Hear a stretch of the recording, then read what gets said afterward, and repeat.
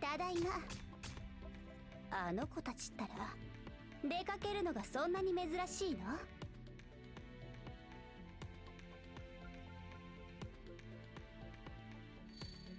この舞台が戻りました。異常はありません。そろそろ出発します。 Okay, cool. 指揮官、お元気で。 Today we're live, and wasn't expecting today's stream to be a Girls Frontline stream, but there was actually an update in the Girls Frontline Tomorrow with You game, and it's a major update, and well, dang, I gotta play it now. So here we are. But first, let me go ahead and finish up a couple things and on my main account. Of course, we're gonna do a little bit of gacha for our architect. If I don't get her today, it's like I have to get her tomorrow because architect is he's gonna end up like being rotated out of the coalition gacha, and I definitely want her. So let me go ahead and just grab this. Oh, good, it's an easy one. Nice. If I remember right, they literally programmed theater though, like not to give you more than 5 of any like actual encounter. The most you can get of any encounter is up to 5. You can't get any more than that, which I guess which I guess makes sense because you can't like use your hawks more than 5 times. Well, actually, no, that's not true. I think you can go up to 6 times, but they don't want people to be too reliant on it, I guess. Something like that.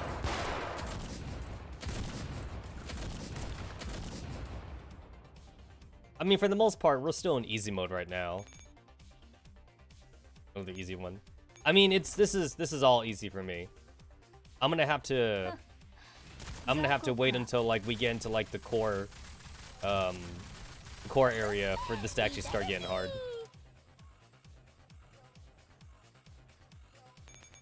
Man, I remember when I used to be scared of diner gates. I remember when I used to be scared of tarantulas. Neither are that scary anymore. Do I have something going on in the background? I think we're fine. I think it's just too many diner gates on screen. Something like that.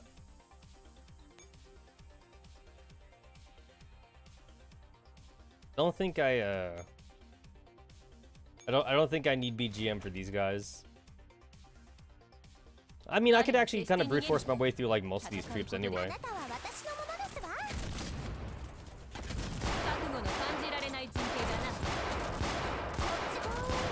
Yeah, see, I don't even need BGM.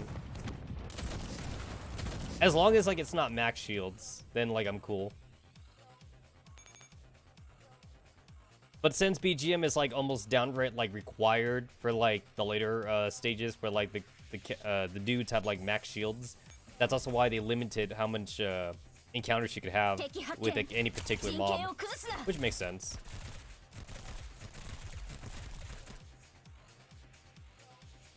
Nice.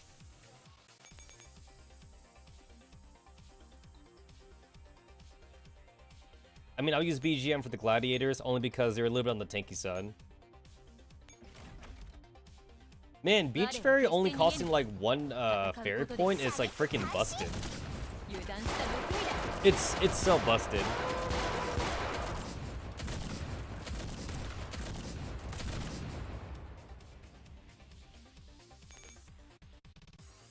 And this is why I didn't use BGM like the first time like the Gundam dudes came about. Although I guess at this point anything Paradius makes is practically a Gundam.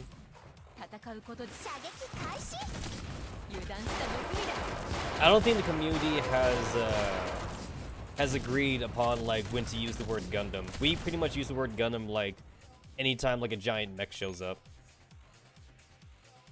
Another easy one. This is like also the only time I get to spam machine guns without having to worry about ammo. It's like even like at late stages of the game when like you actually have an amassed amount of like ammo, it still hurts to use machine guns. Only because of that stupid hard cap of 300,000. I guess to be fair, the super hard cap is like 999,000 and 999 or whatever, but like that doesn't mean anything. What matters is that the normal hard cap is 300,000, so you literally can't get any more through logistics because of that. Which seems kind of like a weird thing to restrict. It's like, are they afraid that people would like AFK too hard? I have no idea.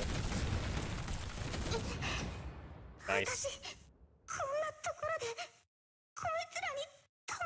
My ass still doesn't have Destroyer. That's a little bit on the sad side.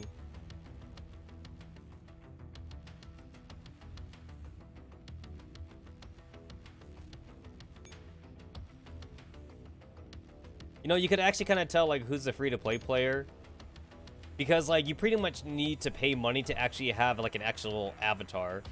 Like all three of the top three right now, I'm pretty sure they're all free-to-play players, because they're literally using all the free costume stuff. They're not using any of the more fancier shit. See, look, that's like a really nice avatar, but you're only ever gonna get that if you pay gems for that.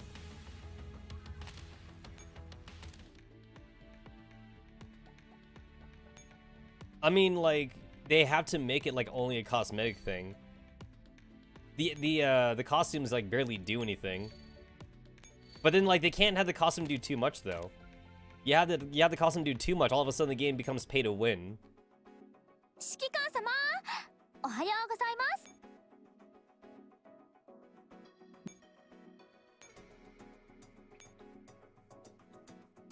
Oh, not that one.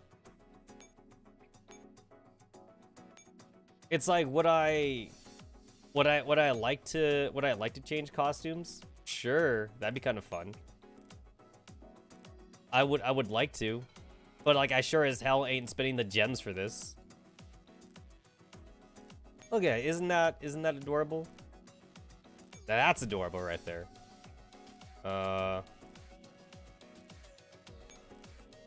Bottom.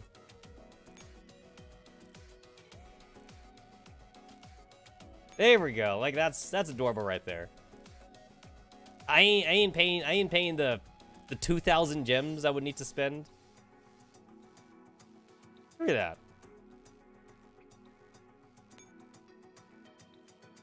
that. Not head. Headwear.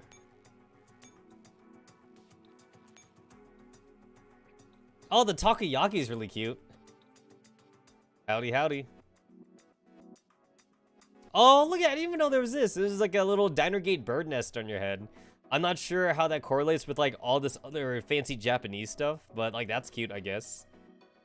I probably wouldn't go for that, but that's still cute.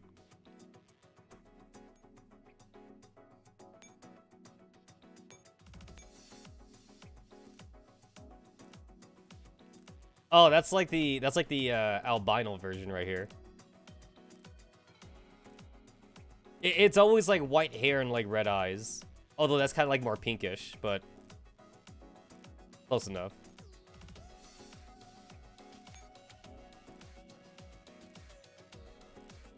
Do you even notice anything with this? Oh, kind of. Oh, little bunny shoes or bunny socks, I guess. This is all I have. I just have just this. I don't have anything else.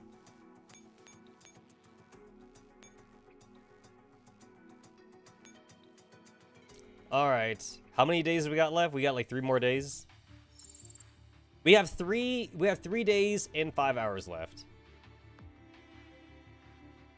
Now I still do have 98 extra impulses. Now do I want to spend them? No. Will I have to spend them? Probably. I'd rather not spend it.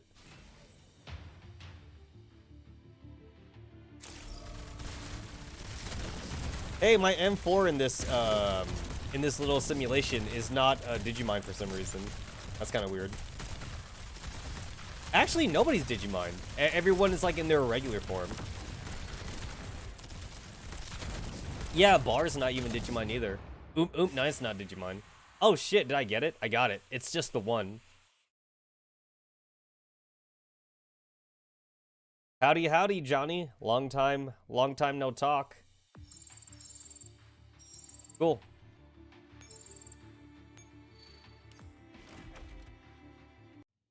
I'll go ahead and skip this. We already know I'm gonna get this 100%.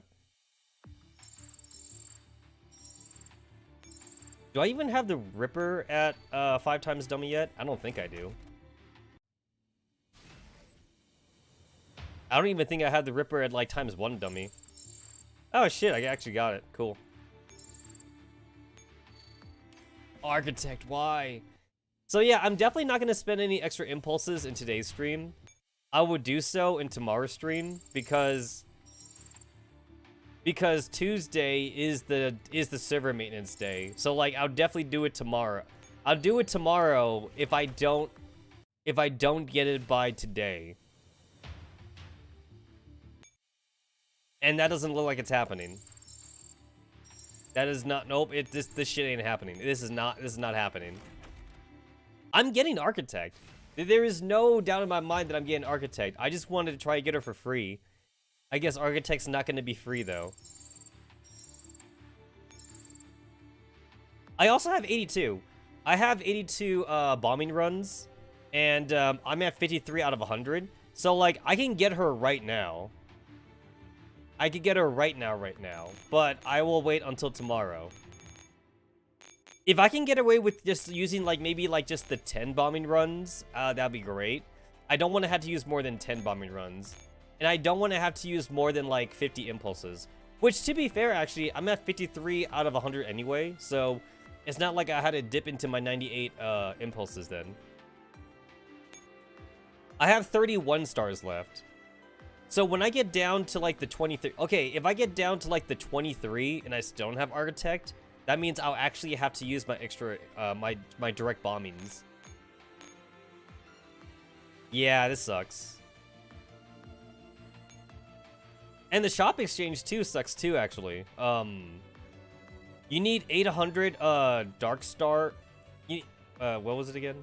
Yeah, you need, 800 Supernova. You need 800 Supernova Kernels to get, like, the last, Samus Ferris Ringleader. And I actually did the math.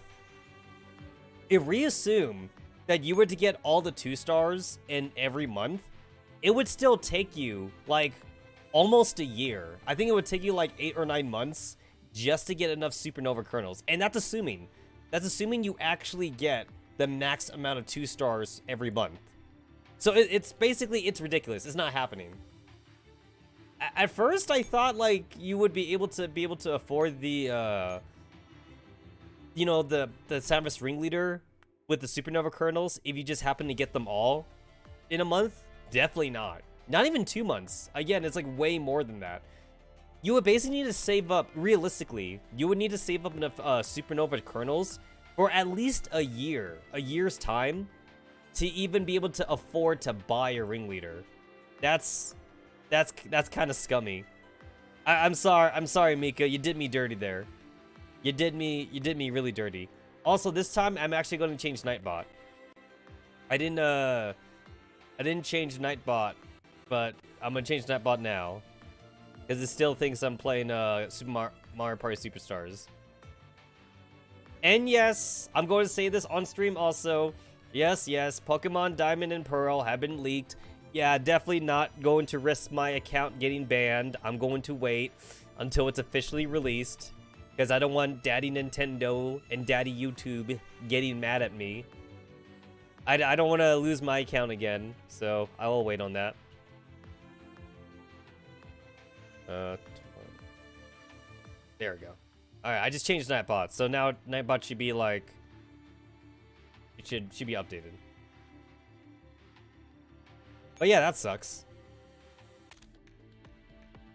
The worst thing is that Pokéhex has been updated. I will be doing a Nuzlocke run, though. So I will be doing a Nuzlocke run, but I'm still going to cheat.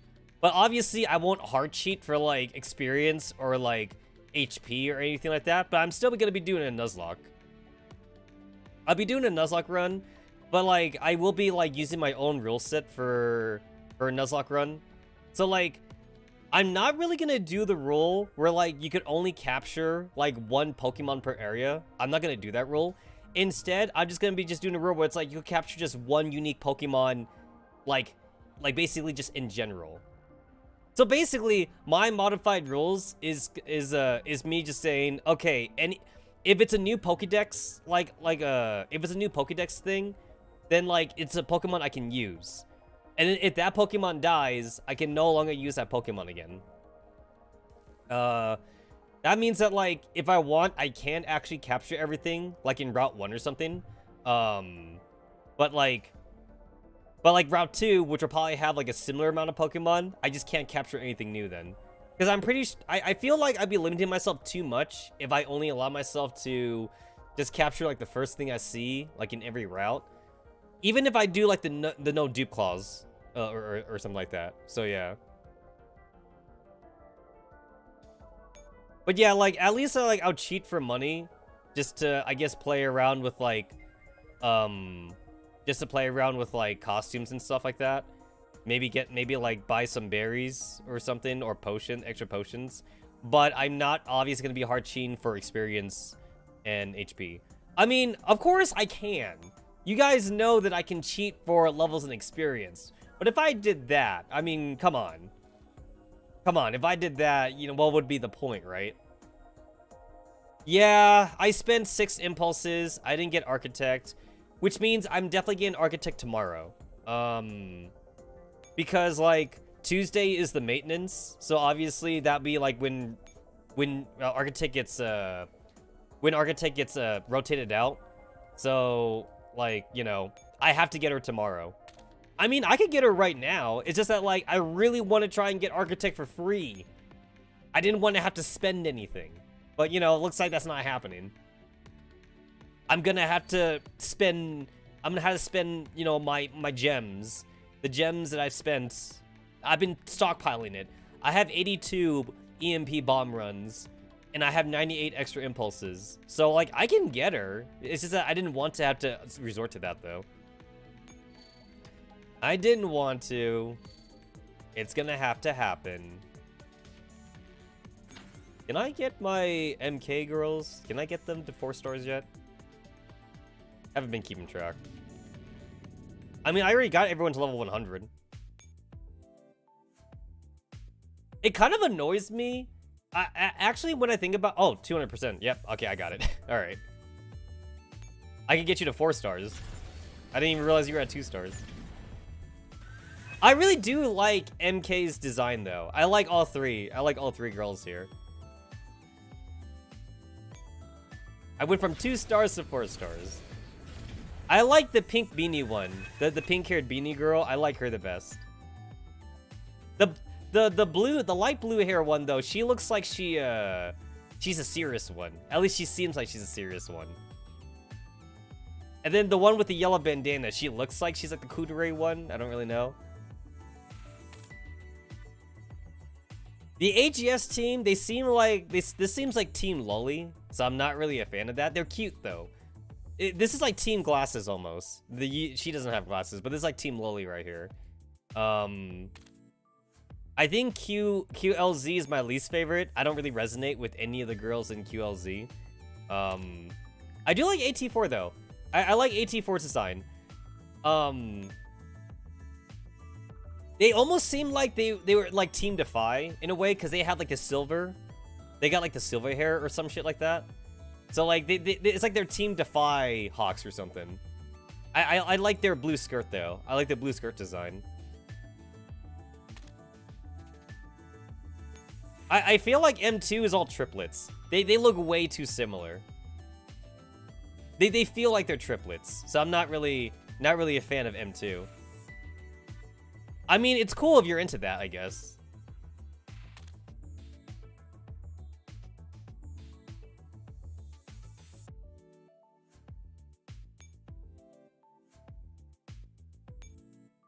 I don't know. I don't have anything. I'm like neutral about BGM. It's like they're like the OGs. They're like the originals. I don't got anything to say about them. I do think it's weird how like they essentially have like one side chick who actually has like a gun. Like I noticed that for the other Hawks, like there's always at least like a girl or two that actually has like a handgun or something. But then like BGM is different though. BGM, they actually have like a bodyguard or something. Like she actually has like an assault rifle. She does have like a backpack harness thing though, I noticed. So like I guess she does help. She does help like carry the gun thing, I guess, whenever they need to like move about, I suppose. Like she helps, I guess. But like once they're set up though, it's like her main job is like fighting like, I guess elids or something. Elids? Eyelids? I think they're supposed to be pronounced elids. I feel like that's what her main job is though. Like she's probably bad at fighting like actual like, you know, like threats, like Paradias threats or KCZO threats. I feel like she can probably solo like either elids and maybe like prowlers or like Zepids or something. Maybe like the diner gate, like the 1 or 2 diner gates, stray diner gates. She could probably do that too. Like if I look at 2B, it's like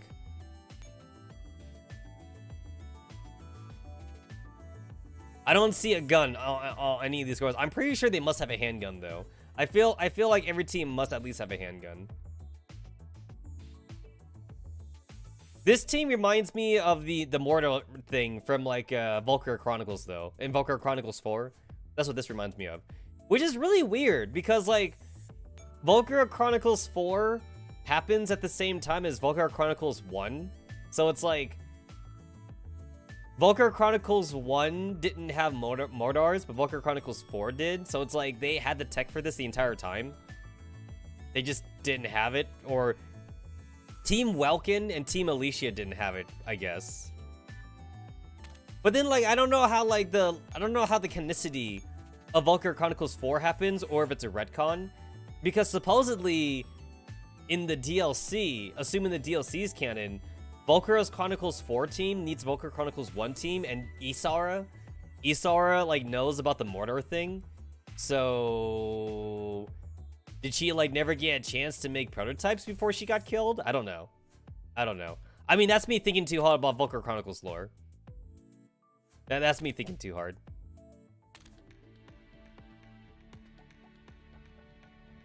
I guess that's it. Yeah, I guess that's it. I didn't have too much to do because I already did like my gacha and whatever. And like I was never a fan of like Halloween costumes. I've already said this a couple times, so I'm never a fan of Halloween costumes. I mean, they're fun. They're a little bit on the fun side, of course.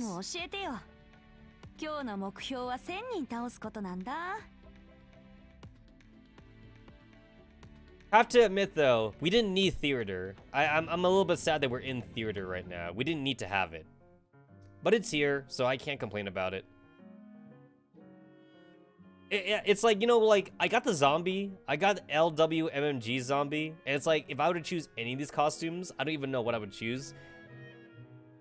I guess I would choose Type 95. Only because I guess it's nice looking, but I'm just not a fan of any of these costumes, though.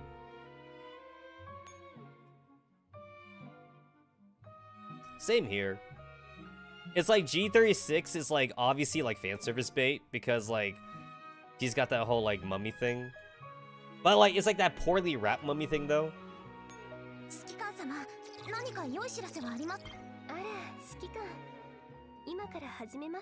I mean, when you look at G36's costume, it's like here's the question: did she try too hard, or is she not trying hard enough? Basically, it's like with the way that her bandages are wrapped around her chest. It's like there's definitely like a slip, right? I feel like she's not covering anything. I feel like if she presents herself to the commander will see everything, which may have been the intention.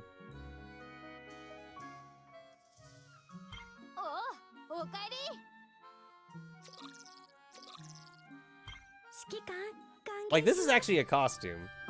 Now that's a costume.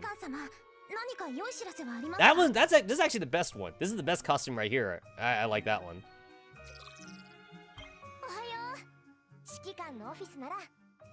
This one's cute. It's a little stereotypical, but it's cute though. And I can't believe this is the one I gadgeted. Yeah, this blows. This one blows. I hate it. It's a joke though. It's a joke. I get it. I get what they were going for.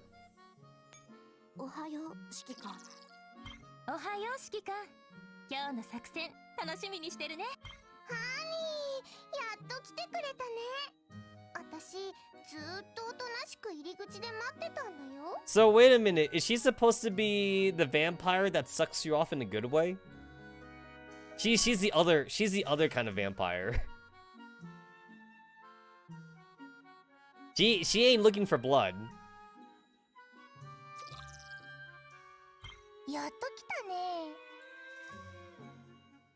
I literally can't even tell this is CMS. I can't believe this is CMS. Like, CMS is like one of the more loli type of girls. She doesn't look like a loli here. It's like she let her hair down and she, like her body's like entirely covered up. I thought this was a brand new fucking character. I need to read up on this whole like white snake thing in like Japanese Asian story thing. I see the white snake thing happen a lot, but like I don't know the full story for the white snake thing. I think the white snake thing is supposed to be like an immortality thing or something. I think so. I'm not sure.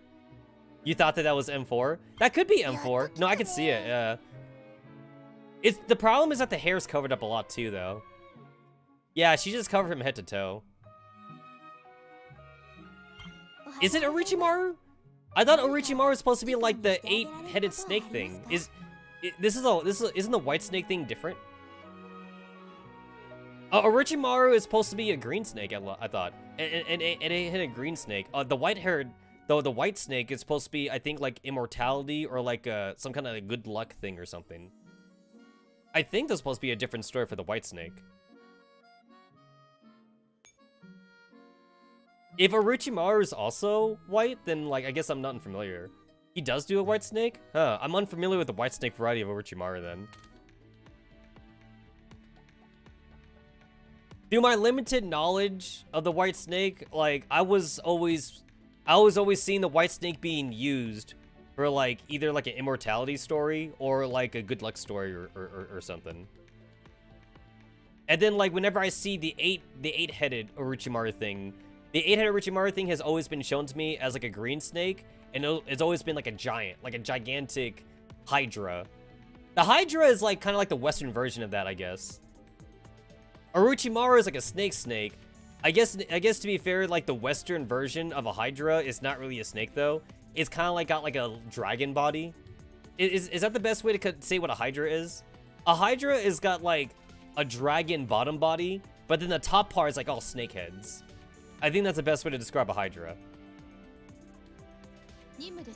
The first time I saw a Hydra was actually, no joke, in the Disney movie Hercules. I didn't learn about Greek monsters that much, like before Disney Hercules actually. Or I believe it's supposed to be called Heracles. I think isn't Heracles supposed to be the official pronunciation? But they say Hercules in the Disney movie or something. But I believe Heracles is the official pronunciation. Obviously Disney, they Disneyfied it a lot because Hercules also killed his wife. Hercules killed his wife in the original story, but I think it was a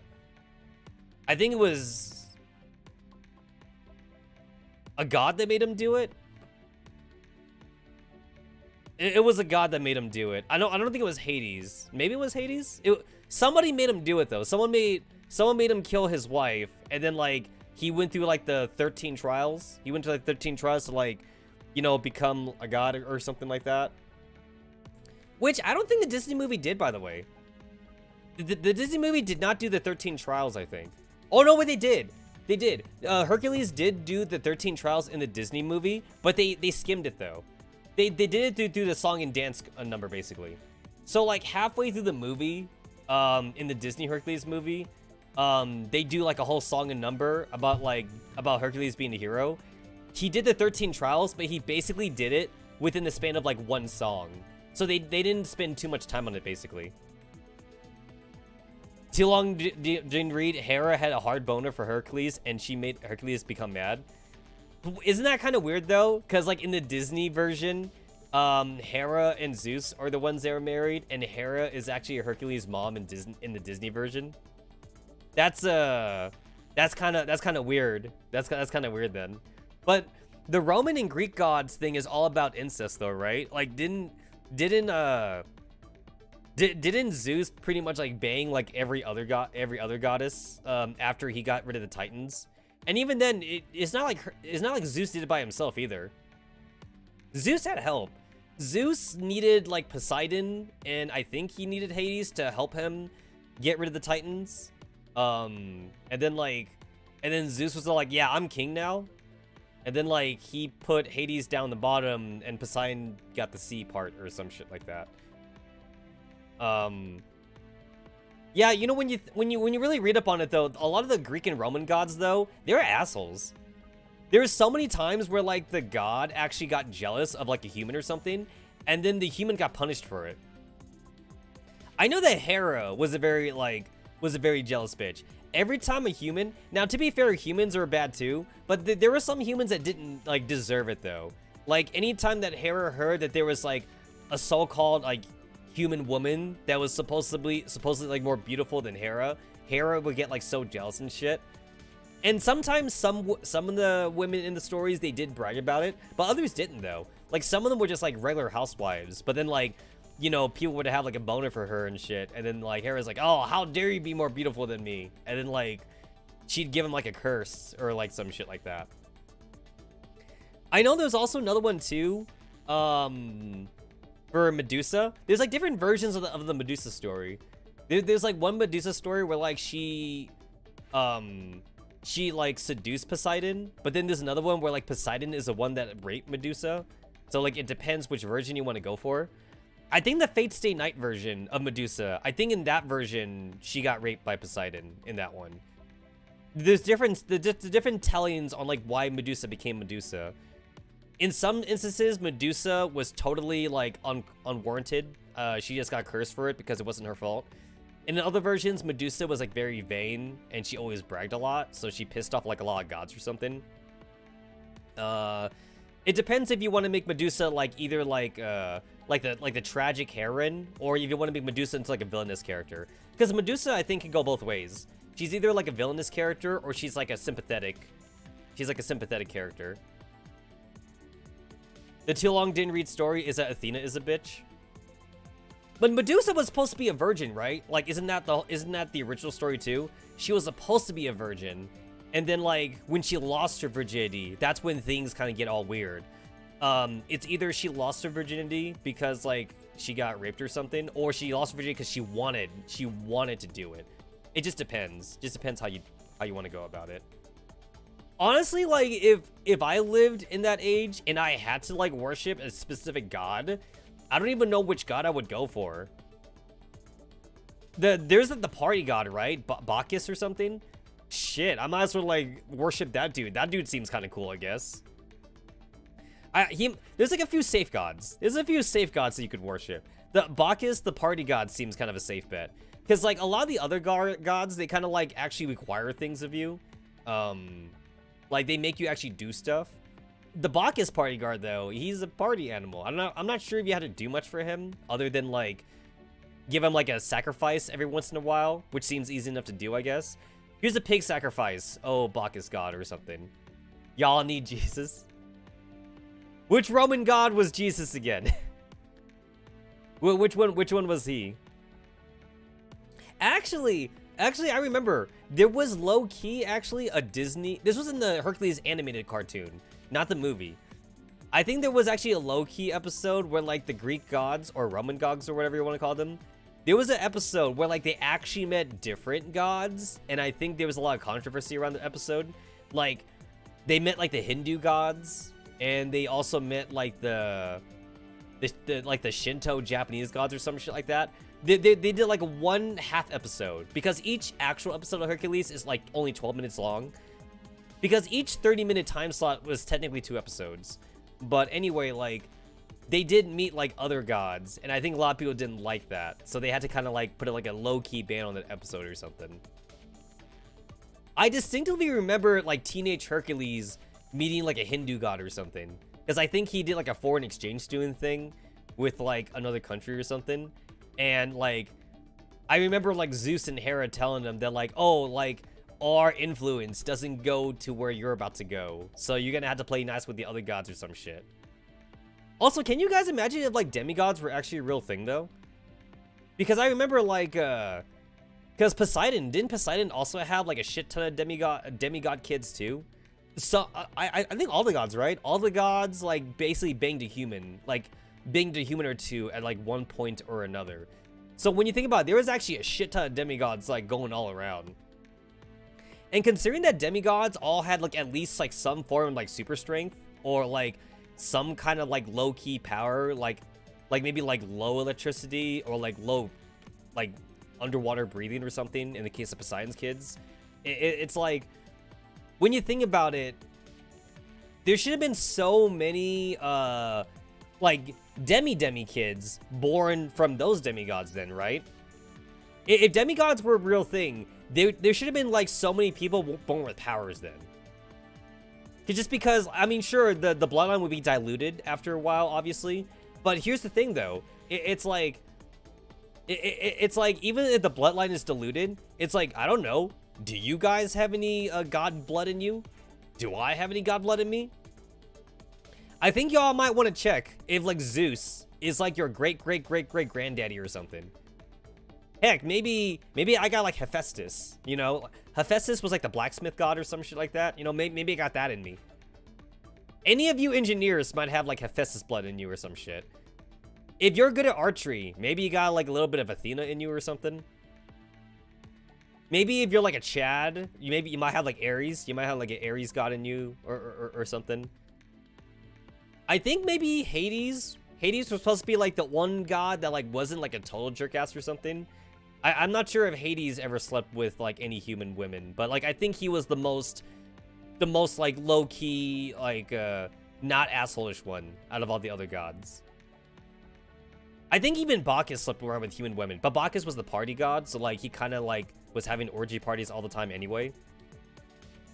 But a lot of the gods, like, did, like, low-key rape anyway, though. Nah, Hunt, it can be Artemis. Oh, yeah, Athena. Athena was a smart one, huh? Yeah, Athena was a scholar. Athena was a scholarly one. Yeah, now I remember. If you're a scientist, then. If you're a scientist, you could be Athena blood in you or something like that.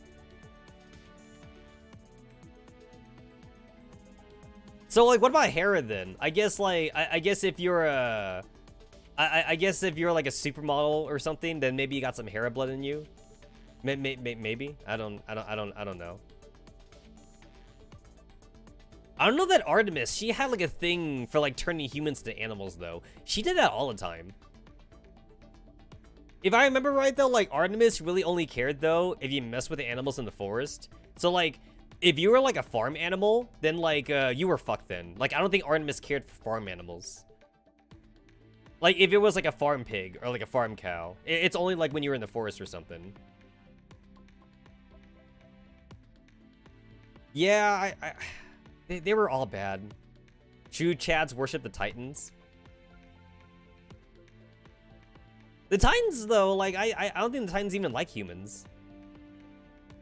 The regular Olympian gods, like, at least they liked humans on some level. I don't think the Titans even like humans that well. Prometheus, right? Prometheus, he's the boy that gave us fire. Prometheus was the only one. He was the only Titan, I think, that liked humans. But all the other Titans didn't like it, though. They didn't like Prometheus giving us fire. So he was our homeboy then. He was like, yeah, the humans, they're, like, cold down there, and, like, they're getting killed by animals. I'm gonna give them fire. I mean, what's the worst that could happen, right? Well, what's the worst that could happen? I'm not sure about Hermes. Yeah, I forgot about Hermes. Hermes was, like, the speed. He was, like, the speed god.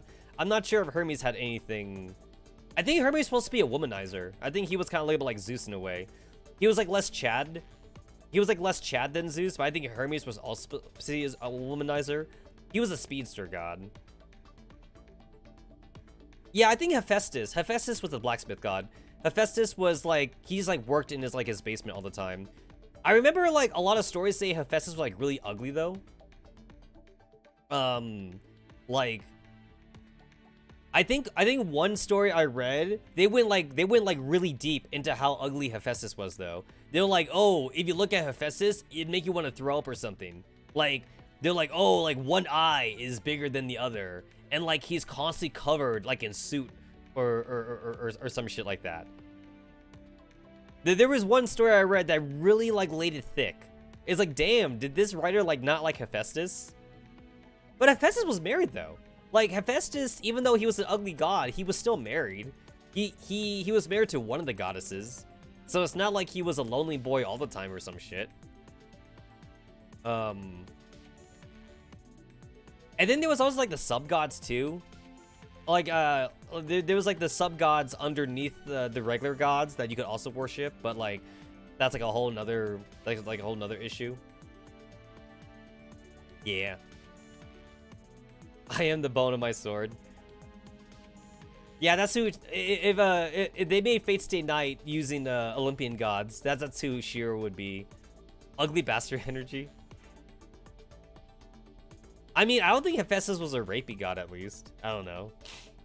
Oh yeah, Pandora. Yeah. Pandora was the first human created by Hephaestus. Oh, that's new. That's new for me. I didn't know that. Huh. Do not open Pandora's box. Don't open Pandora's box. No, actually though, low key though, I did like the Disney cartoons that they made after the movies though. Like, I like the Aladdin cartoon, and I did like the Hercules cartoon. I actually did like them because it kind of like gave like more characterizations for the characters, I guess. Because like in the Hercules cartoon, Hercules was friend with like Icarus, like Kid Icarus. And then like he was also friends with like other like you know, like Greek story characters too and shit like that. So like I always thought that like, that was pretty cool. Hercules dated Medusa. Did you guys know that? I'm not sure if that has any lore thing for the original stories, but in the Disney cartoon though, in the Disney cartoon, teenage Hercules did date teenage Medusa. I believe what they did with the Disney cartoon version of Medusa is that she was born that way though. Like, in the obviously Disney had to like Disneyify a lot of the characters. So in the Disney version of Medusa, she was just born as a snake person or something. So that was a little bit different. Also, Aphrodite. Holy shit, I forgot about Aphrodite. Did you guys know that Phoebe from Friends voiced Aphrodite in the Hercules cartoon? Yeah, I didn't know that. I learned that like years ago though, but like that was kind of a cool thing for me to figure out.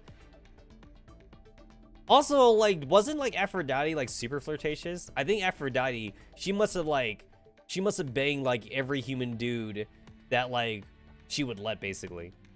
So she was like the original, like so many guys like simp for Aphrodite back in the day.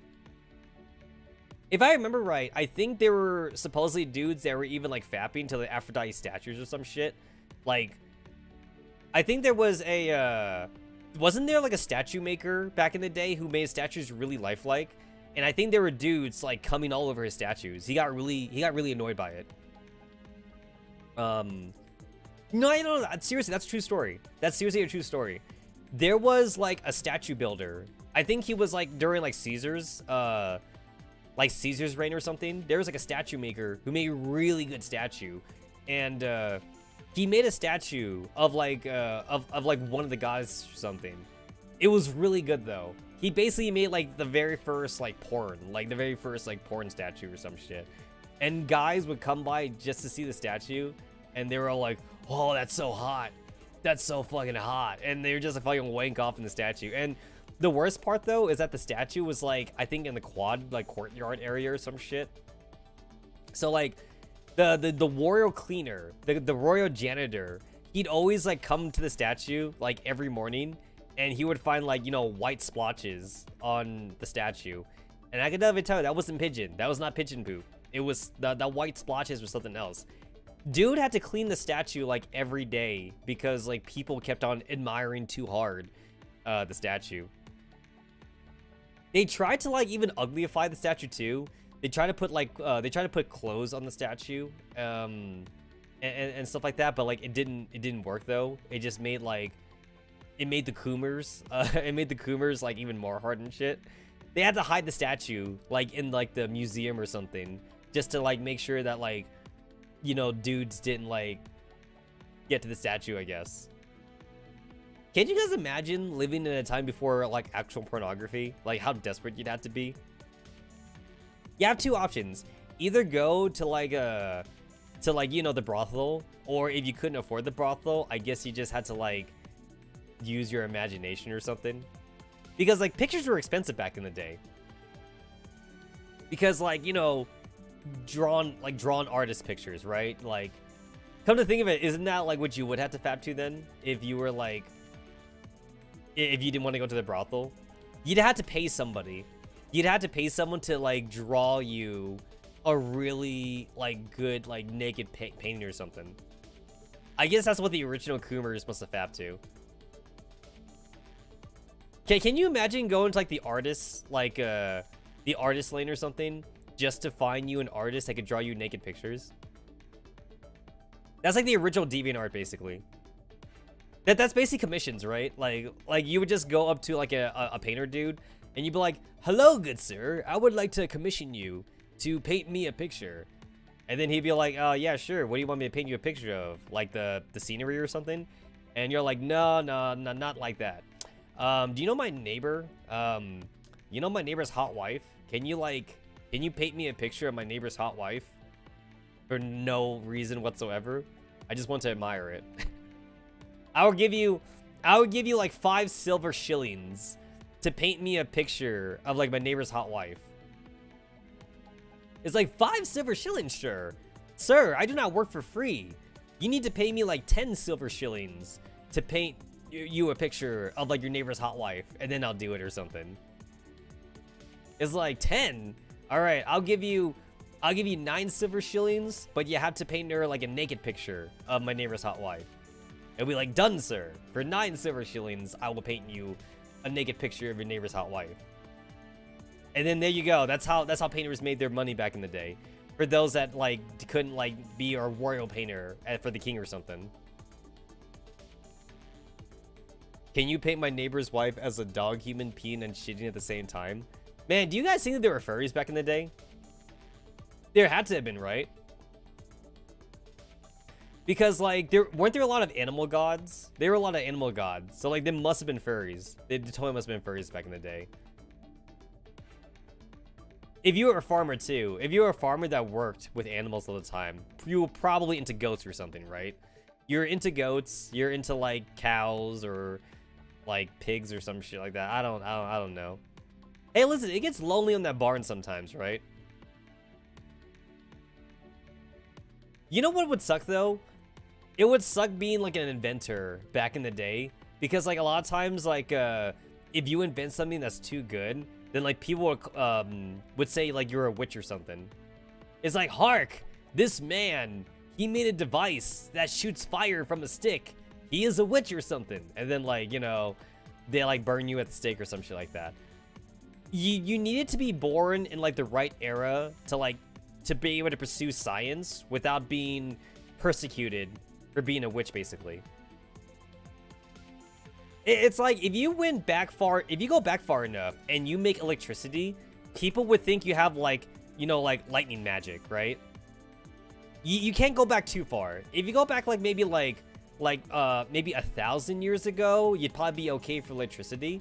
If you go back like 3,000 years ago and you make electricity, people would think you're a god. They would think you're Zeus or something. So you don't want to go back too far. You need to go back when science was a thing. If you go back before science, then you're either a witch or you got to convince people that like you're the second coming of Jesus or something. In other words, after 1800 and before 500 after Christ. I mean, it depends how you want to play it up, though, right?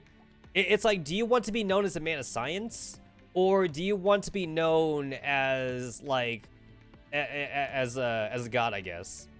If you go back far enough with like your smartphone and a tank or something, it's like you could basically like take down any kingdom, right? You could just fucking walk up and be like, I will use my witch powers or my god powers to take down this kingdom, and just have everyone worship you. Get all the bitches you want. And then maybe you could also like use your modern knowledge to also like fast track technology for your own kingdom, I guess.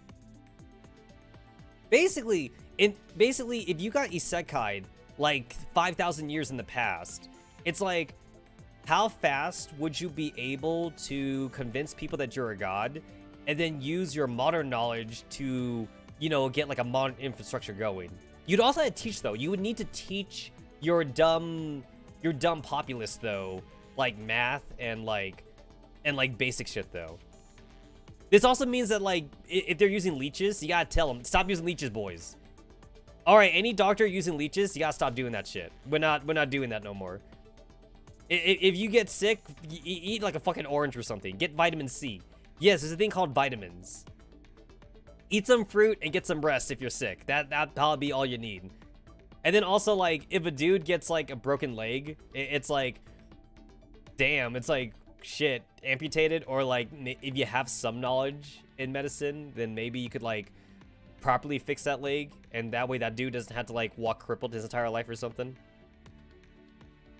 It's like, if I were to get like sent back in time that far back, it's like I feel confident enough that like I think I could do indoor plumbing. I think I know enough about indoor plumbing. I think I could do that, at least. Basically, I think I could like make crap pipes, move the piping, and make a toilet. I think I can make a toilet or something, which would be a big deal, right? It actually would be a big deal to have like indoor plumbing and to like have like crap toilets, because, you know, that would also make sure that like we don't infest our water supply or drinking water supply with like poopy water, and that way people don't have cholera. Because cholera was like so fucking common back in the day. Everybody be getting sick due to poop water. Also, like, we would definitely need to like make a dump site like super far away from civilization. I would need to teach people, all right guys, trash is bad, trash is dirty, germs is bad, germs make you sick, so we should throw all of our trash. I'm gonna hire like a squad of trash people. Your job is literally to like put trash in a wagon or something and like get that shit out of here. Also, maybe get the literal shit out of here. And then like I have to hire people to like dig trenches, so that way we could try to get some piping going on, I guess. You know what? Like, forget electricity, right? Forget electricity. That might be the first thing that I might even work on, honestly. Like, just indoor plumbing in general, I think. We can worry about, like, electricity after that. It's like, first, I need to also, like, fast track blacksmithing, I guess. We get, like, go up to, like, the copper age really fast, and then maybe try to get some actual iron and metal working. Because it was hard to work with metal. You need to, like, at least take baby steps for that.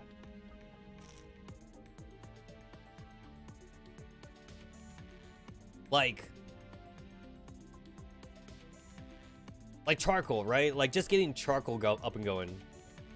You gotta start teaching me how to make charcoal, like, in a good way. You know, like, burn all the moisture out of, like, wood and shit, so that way your fire can get to higher temperatures. Yeah, when you think about it, like, we're all, like, fucking geniuses, like, compared to back then. At the very least, I guess if you were sent back to, like, at least medieval periods, you could probably live the easy life then, just with your knowledge. You could either be, like, a super smart merchant, and just make a shit ton of money that way. Or maybe you could do a combination of both. You could be, like, both, like, a really smart merchant, but then you could also, like, be, like, a man of science, I guess. You could do a little bit of science, and you could also be a merchant. Your merchant could be your main job, but you could, like, dabble. You could, like, dabble in science, right? You'd be the smartest merchant. You would be such a smart merchant, though. You'd be able to, like, make bank after, like, maybe, like, a week or something, just by playing the system. I feel like I could be a smart merchant if I was sent back in like in medieval times. I don't know. It depends on my specific circumstances, though. It would depend like how exactly I got isekai'd into medieval periods. It depends if I start with nothing. It also depends like if it's like a time of war or if it's a time of peace or something. Basically, you know what I don't want to get isekai into? I don't want to get isekai into Fire Emblem. Bro, Fire Emblem sucks. I don't know about you guys, but the world of Fire Emblem is not a very good place to live in. If I got isekai into Fire Emblem, I'm like, ah, shit. Like, get me out of here. Can I go into like another universe, please? I would try to re-isekai myself if I got stuck into Fire Emblem.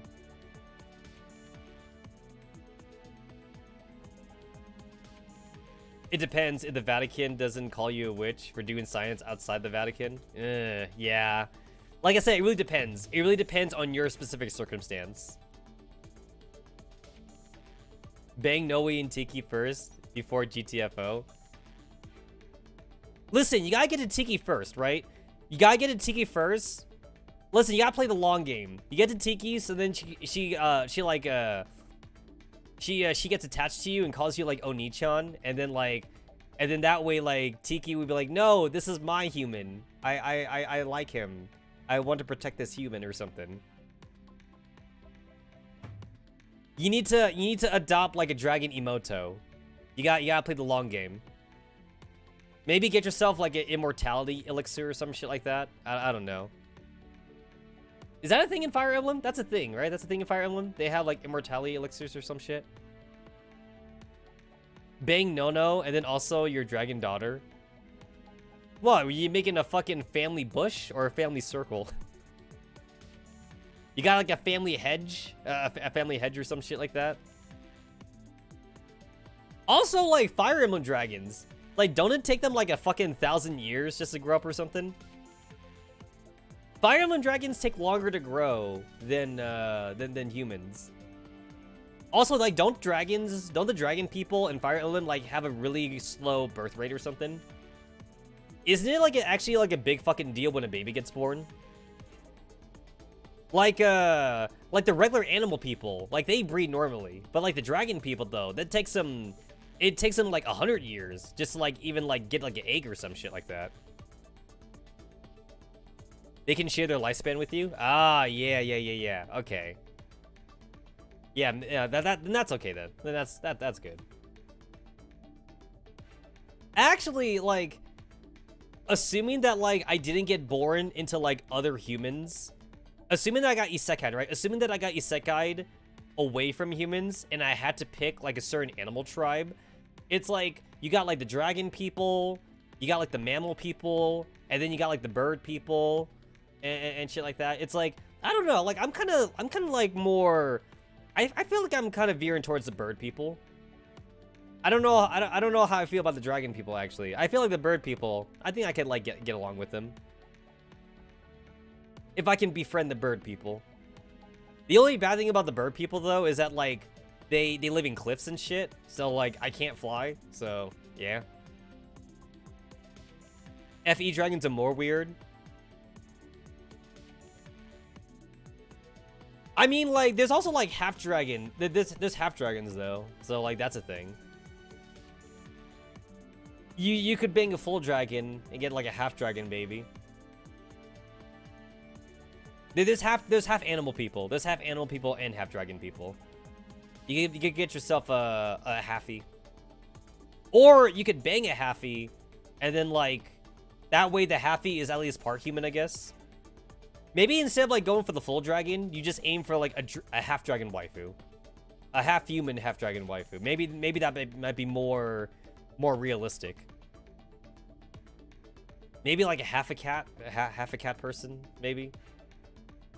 It still seems kind of weird that like the humans can actually interbreed with like the animal people in Fire Emblem, because you would think that their genomes and their DNA are like completely different, but you know, that's the science talk. This is magic. We're talking magic right here.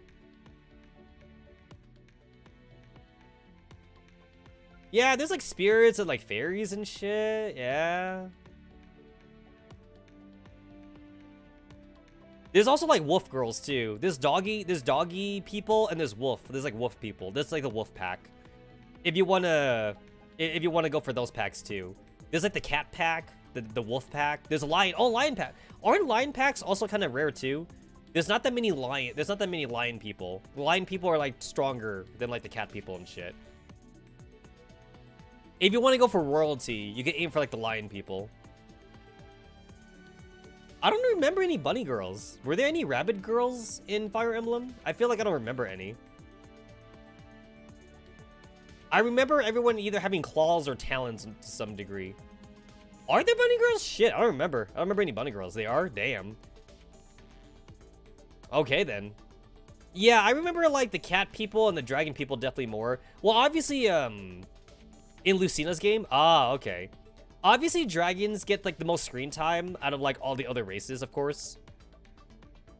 I mean, you don't go through a single Fire Emblem game without dragons, right? You get dragons in every game. Dragons are everywhere. You're lucky if, like, the other animal people show up, though, in, like, most of the other Fire Emblem games. Dragons is, like, synonymous to Fire Emblem. Alright, anyway, I think I'm good with, Girls Frontline. I don't think I got anything more to do here. So... if I go here...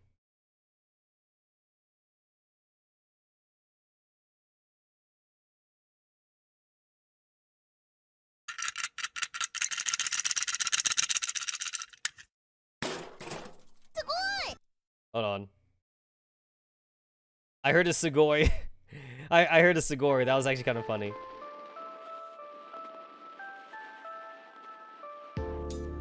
Ah, not that one. Not that one.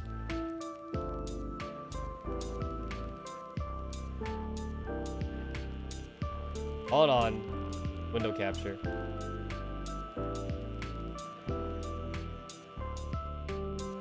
Wait. That's not right.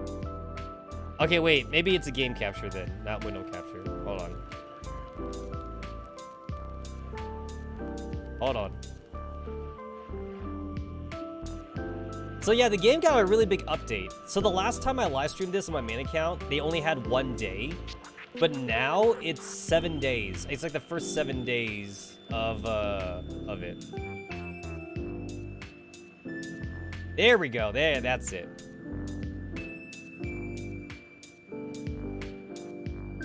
Alright, alright. You know, it feels really weird to see M16 in a school uniform. It kind of feels like M16 shouldn't be the same age as the other girls.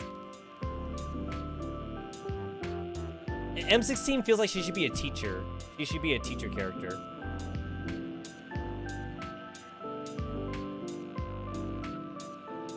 Alright. So this is a major update. Wait a minute. Did I extract the right folder? Let me double check. Yeah, okay, I extracted the right folder. Okay. I'm just making sure I extract the right folder. Alright. Downer Gates menu. Honestly, Downer Gates seem like they're really useful in Girls Frontline verse. Also, wait, is Star 15 supposed to be the Kudere? Notice how everyone is like standing in the middle of the hallway, but Star 15's like up against the locker. She Star 15, she's got that like I'm too cool to stand with everyone vibe. So like I'm going to stand here in the corner. Also, you can tell that Kalina is supposed to be the thought of the group because Kalina, she got that she ties her shirt around her waist. I don't know about you guys, but like for me when I was in high school though, that's like what all the hot chicks would do. All the hot chicks, they would always like tie their shirts around their waist and stuff. All right, so let me click on the abouts.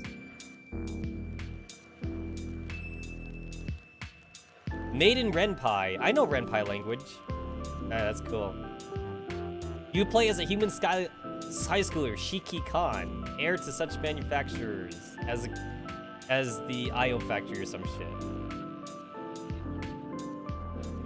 World War III never happened, and thus all T-Doll technology made for the military was displaced. So I'm pretty sure you're the heir to IOP. You're the heir to IOP, basically.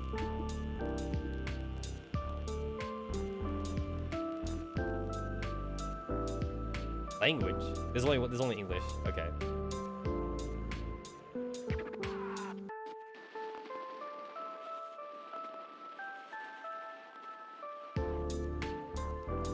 Alrighty. Also, I believe the devs said that they were going to, they were also going to eventually introduce, like, Samus ringleaders. I think the ringleaders went to, like, a rival school or some shit like that.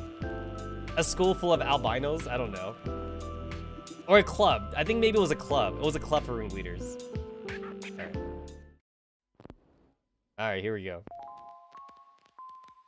An ocean of nothingness. Oh, hold on, wait. I wanna add some stuff. Just because it's a little lonely, like down in the corner. I wanna add something. Here we go. Whoa, too big. Hashtag that's what she said. Transform. Fit to screen.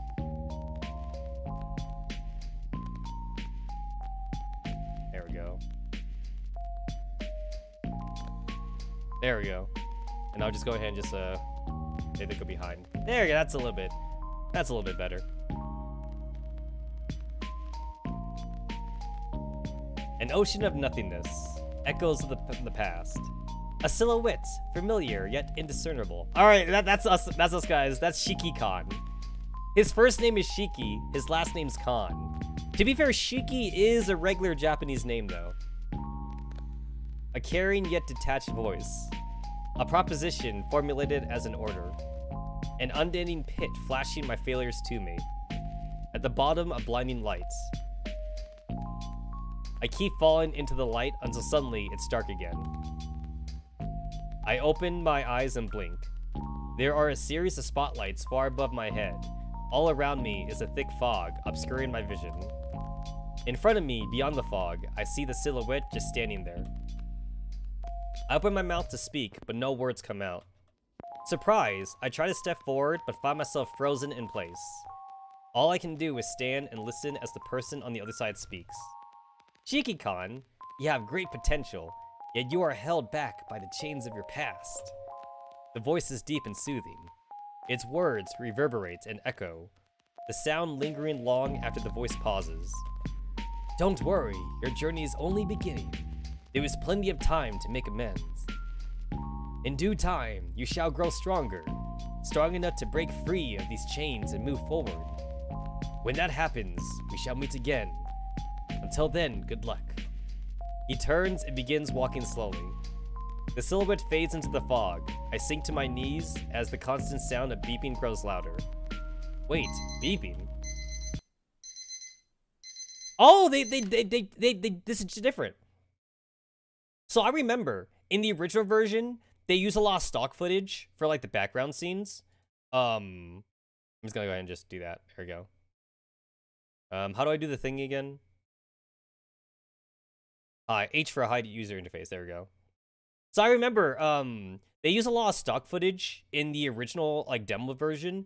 So like, I remember Shiki-Khan's bedroom. It was literally like a hotel stock footage or something. I remember it being like a pink room or some shit like that. But now it's hand drawn.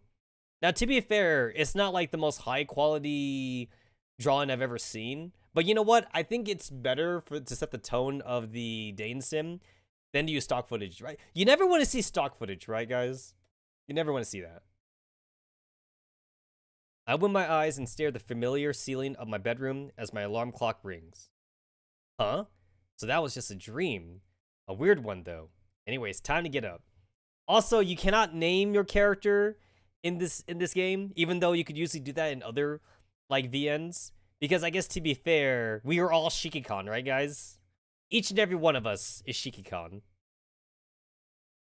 I tap the top of my alarm clock and slowly sit up in my bed. My vision drifts around the room. So do you guys still use an actual alarm clock? Because I use my cell phone now. I set my cell phone as an alarm, basically. This room, I'm getting more or less accustomed to it. It's strange how habits can come and go in the span of only a few days. This calm and idyllic atmosphere, it's a stark contrast to the liveliness of the city. It's only been 2 weeks. Also, do you guys know what's great about using a phone as your clock?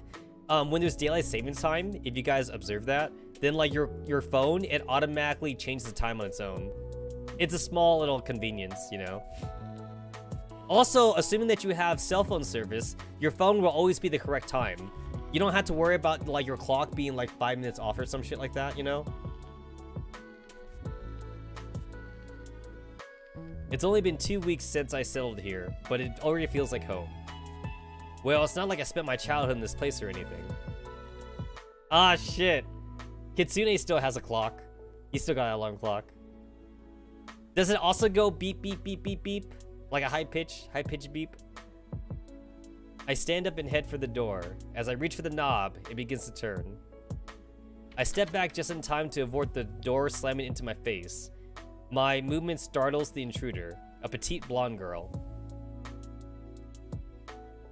Oh, okay, this is different too. So I remember, also, so they hand drew Railrod, because in the, so in the original demo, they literally just used, just the PNG files from like the actual game. So like, basically, just to kind of, the Shuni, yeah, so Railrod's supposed to be our bodyguard in this game. It's not a spoiler because like I already knew that in the original demo. But yeah, like in the original game though, they literally just used this. That's all they did. There we go, that matches, right? They just used like the PNG file from the game itself as the placeholder for Railrod, but they did say that they were gonna redraw. Fuji says, "Can we bang Railrod?" Well, so far, the developers said that, like, for the waifus that we can date, it's just anti-rain for now. They said just anti-rain. They didn't say anything about Railrod being dateable yet, but Railrod's supposed to be our bodyguard. So maybe sometime in the future, they might think about that. But for now, they're focusing on anti-rain, though. So basically, M4, Roll 635, Sopmod, Star 15, and I guess M16. But yeah. So if you like Railrod as your waifu, sorry guys, Railrod's not on the table right now, I believe. Guys, you can't date your bodyguard. That's inappropriate. That would be a conflict of interest if you date your bodyguard. As if that didn't already happen in like so many animes. Actually, isn't that like a common trope like in medieval animes too, where like the knight, doesn't the knight like always get to like bang the princess in like so many like medieval animes and games and shit? The princess always like falls in love with like her knight bodyguard or something. That's such a trope. Master, my apologies. I did not expect you to already be awake. You usually sleep until I come to wake you up, I thought. It's okay, Railrod. Fear harms not, and you didn't even graze me. I can breathe easy, knowing you're unharmed. So I believe they did try to keep this, they did try to keep Railrod, like, mostly canon.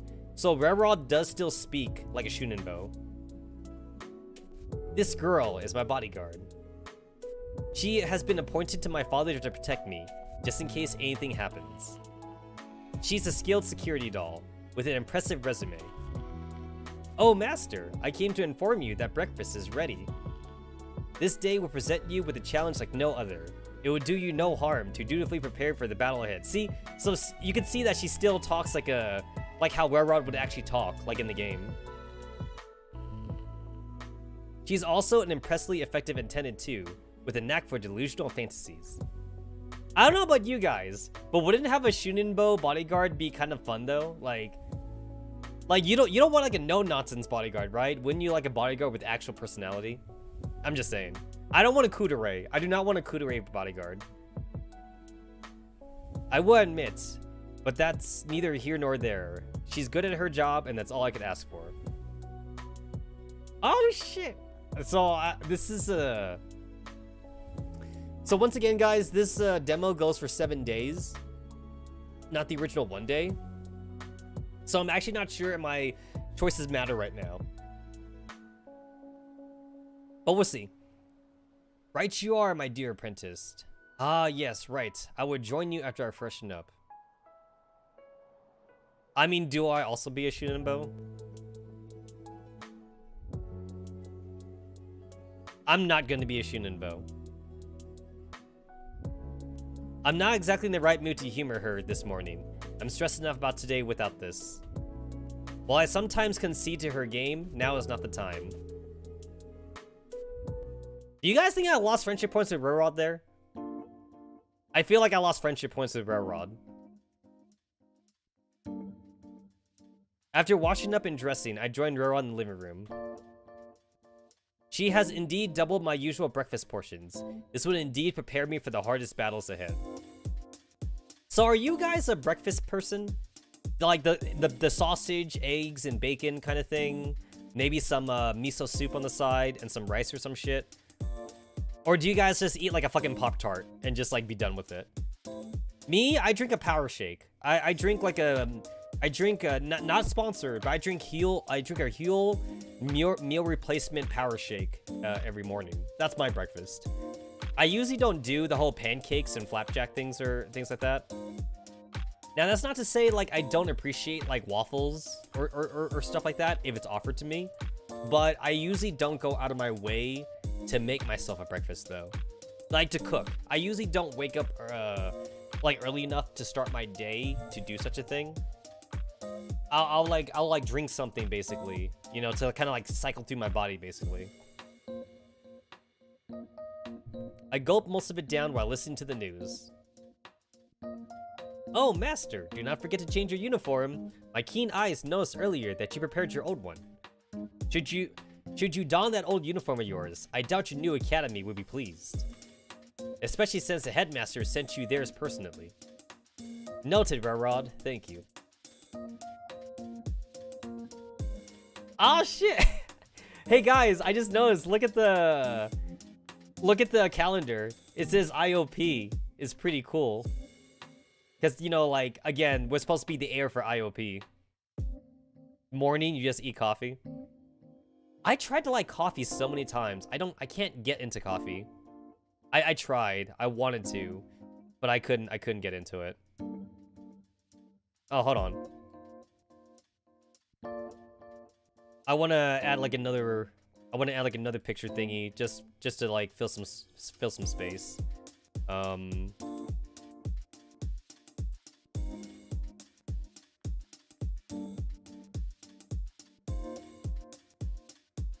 Let me see. There we go. Here we go.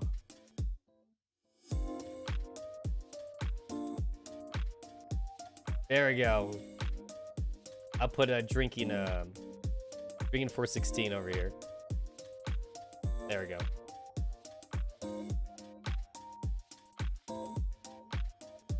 I head upstairs to put on my uniform. My old uniform hangs in its usual spot, or where it would have, since it's a new home. A package near my bed catches my attention. Beneath several layers of transparent plastic rests a set of dark crimson clothing. I unwrap the plastic and admire my new uniform. Our dark crimson coat serves as the base of the package. It's quite fancy, while also giving off a military vibe. On top of it is a dark gray blazer. It is plain, but of good quality. But there is also a matching pair of trousers. Atop all this is a dark yellow shirt with a new school crest on the chest pocket, companioned by the red tie. I can't say I'm quite convinced by the choice of colors, but hey, at least it's original. I suit up and head back to downstairs. So for those of you that didn't get it, the school uniform is literally like the default Shigekon uniform in Girls Frontline. When I arrive in the living room, Railrod takes a long look at me. Ah, look guys, she's blushing. Even if Railrod was dateable, I wouldn't go the Railrod route in the first place. I would go like M4 route or something. Do I look funny? Not at all, Master. Not a single bit. You look like a righteous high schooler. Thank you. Whatever a righteous high schooler means. I glance over at the clock, 8:20. Master, what is it? Are you worried you won't make it in time? If it would allay your fears, I could drive you to school. No, I will be fine. Thank you, Rod. Walking will give me time to mentally prepare myself.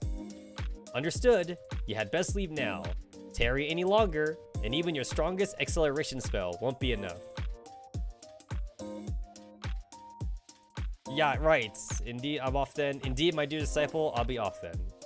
I'll be Shunamo this time. He smiles and nods. Have a good day ahead, Master. Okay, do you guys see the fucking stark like contrast now? So I'm pretty sure this one, I feel like they probably downloaded this one from somewhere. This one does not look like it's hand drawn compared to the other backgrounds.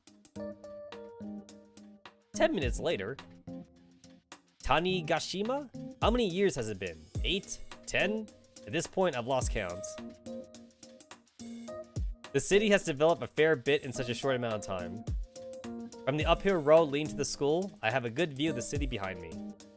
I can see the business district in the north, which from what I can recall, has expanded quite a bit. Around the center of the urban area, baby skyscrapers seem to have sprouted like mushrooms in the cave. There's also a large open dome-like building. Louis says he knows this from a game where you had to make everyone preg. That sounds like my kind of game, Louis. In the east, towards the mountains and the forest, the industrial sector is bigger than ever. The game also had a lot of stolen assets. In the west, facing the sea, the port, and shopping maze.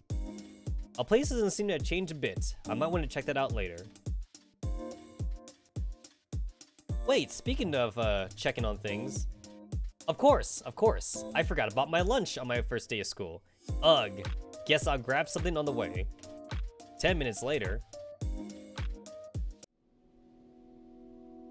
Before I realized it, I had reached my destination. Surprisingly, I had crossed paths with no one on the way. Just outside the school gates, I noticed a young girl with bright orange hair leaning against the wall.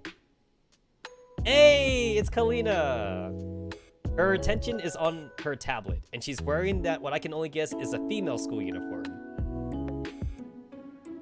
As I walk closer, the girl looks up from her screen. Her eyes remind me of a clear sky. She strains and approaches me. Hello there. Excuse me if this sounds silly, but could you be Mr. Khan? If you guys are Star Trek fans, then it's a Star Trek Khan meme here. Khan! Yes, I am. You could just call me Shiki, though. She smiles at me warmly. Perfect. I was waiting for you. Would you mind following me? I'll guide you to the head office. Okay. Yes, I'm fine. Yes, fine with me.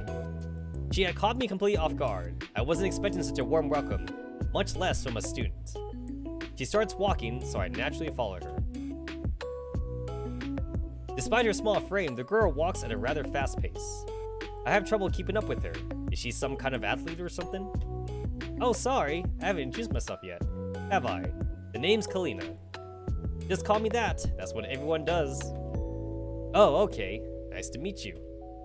Kalina, huh? An uncommon name around here. We walked for a good 5 minutes. Through various corridors, and up a few flights of stairs. Finally, we arrived in front of a double door. Hey, I just realized something. Do you guys think that Girls Frontline could totally work, like in a Persona setting or something? Like, could we make like an RPG game with Persona, but just like use Girls Frontline as like the base for the story? I feel like we could probably do that. Maybe we replace like Personas with like, maybe like, I don't know, like androids or something. Or I guess T-dolls in this case. On top of the frame is Principal, written in golden. Not a golden gravure like I thought it would be, considering the look of the building, but a handmade wooden one. M4 Persona is Lunatia. Ah shit, that's pretty good. I like that. Well, I'll leave you here for now. The principal is waiting for you, so just knock and enter. See you later. At this, she leaves. I feel like I'm one of those Yakuza movies where the protagonist prepares himself to face the big boss. You know what? I still have never live streamed a Yakuza game. I could one day. I swallow my apprehension and knock. A deep voice commands me to enter, so I do.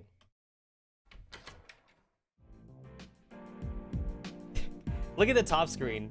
Top secret, top secret, top secret. I feel like if I were to live stream Yakuza, I think one that always caught my attention was Yakuza 0.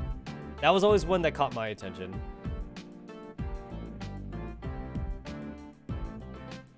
Oh yeah, the new one, right? Yeah, I've seen the new one. Yeah, it's like a soft reboot. Yeah, I know what you mean. The room is rather plain, if you omit the wall of the monitors behind the desk. Two couches facing each other in the center are separated by a low table. Plants of all sorts are placed at regular intervals at the bottom of the wall.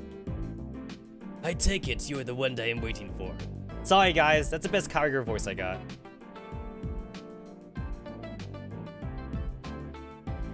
You kind of don't like all the fighting styles though? Ah, okay.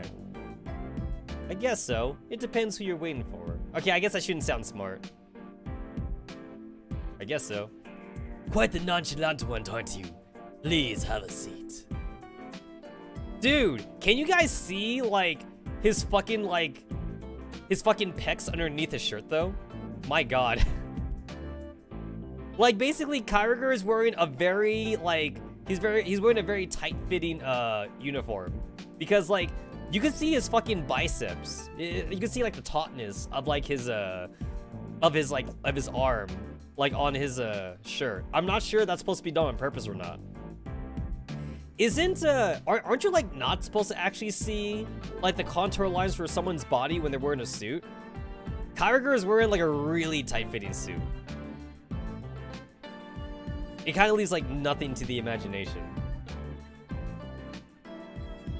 No, honestly, though, I feel like I should not be seeing, like, the shadowing for, like, underneath his fucking man chest. I should not be seeing this, I feel. Dude is fucking thick, though. He is a big boy. He gestures for me to sit on the couch. I obey, and he joins me in the opposite one, a stack of documents in hand. Hey, you know what's too bad about this game, guys? It's too bad that we can't play as a girl Shiki-Kon, right?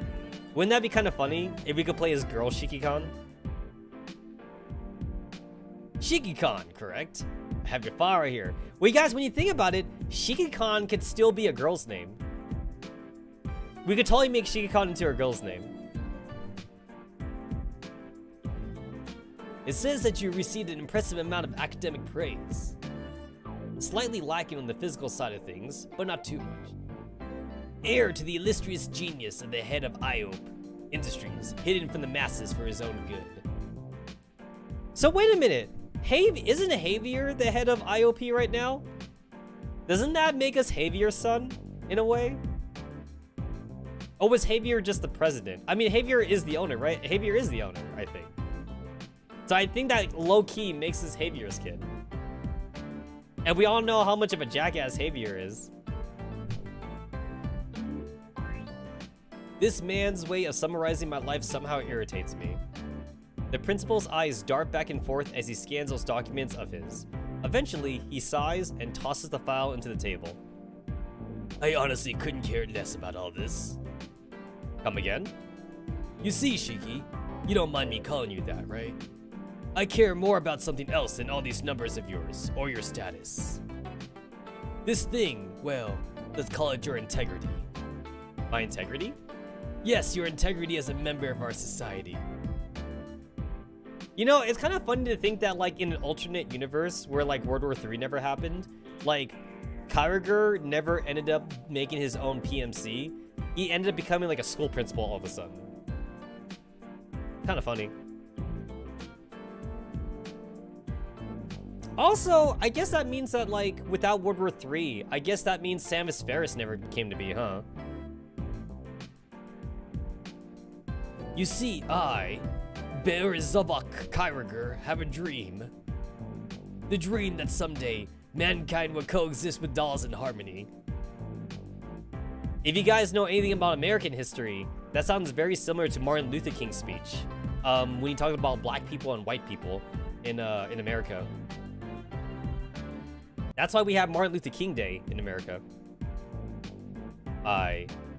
He seemed agitated and passionate all of a sudden.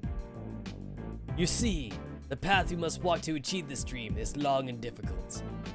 This school is but the very first stepping stone on that road. I really don't get where he's going with this. We have built this institution from the ground up to accommodate the schooling of dolls. Oh yeah, right. I remember Father telling me about this. A kind of all-doll school or something. Hey guys, isn't this like also like a very tropey thing to do in Dane Sims? Don't they do this thing where like the main character, doesn't he end up going to like an all-girl school or some shit like that sometimes? Or maybe like not an all-girl school, but like it's a school that's like 90% female and like 10% male or some shit. I feel like I've seen this in like a few Dane Sims, where like for some reason the protagonist ends up going to like an all-girl school.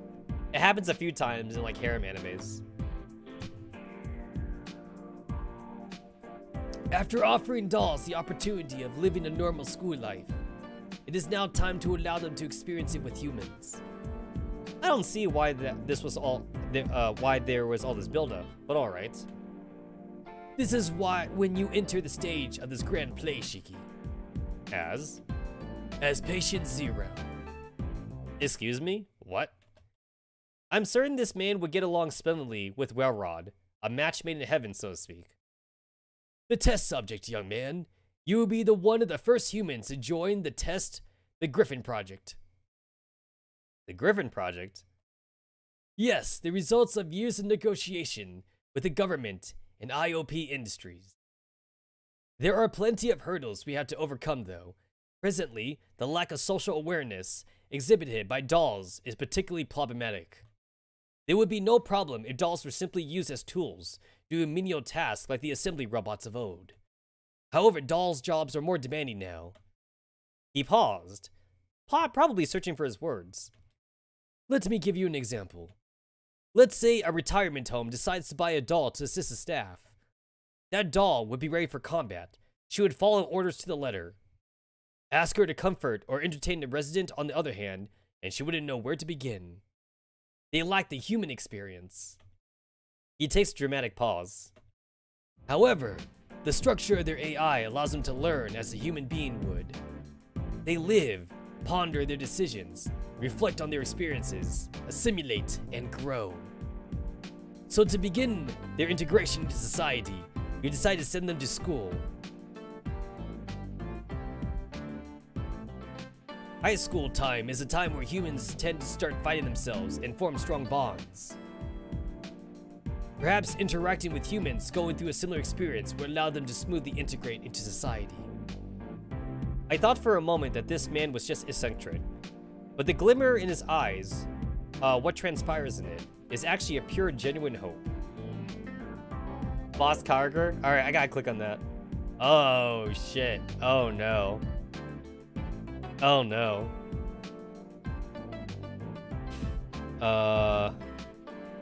That's thick, boy. That's too thick to show on stream.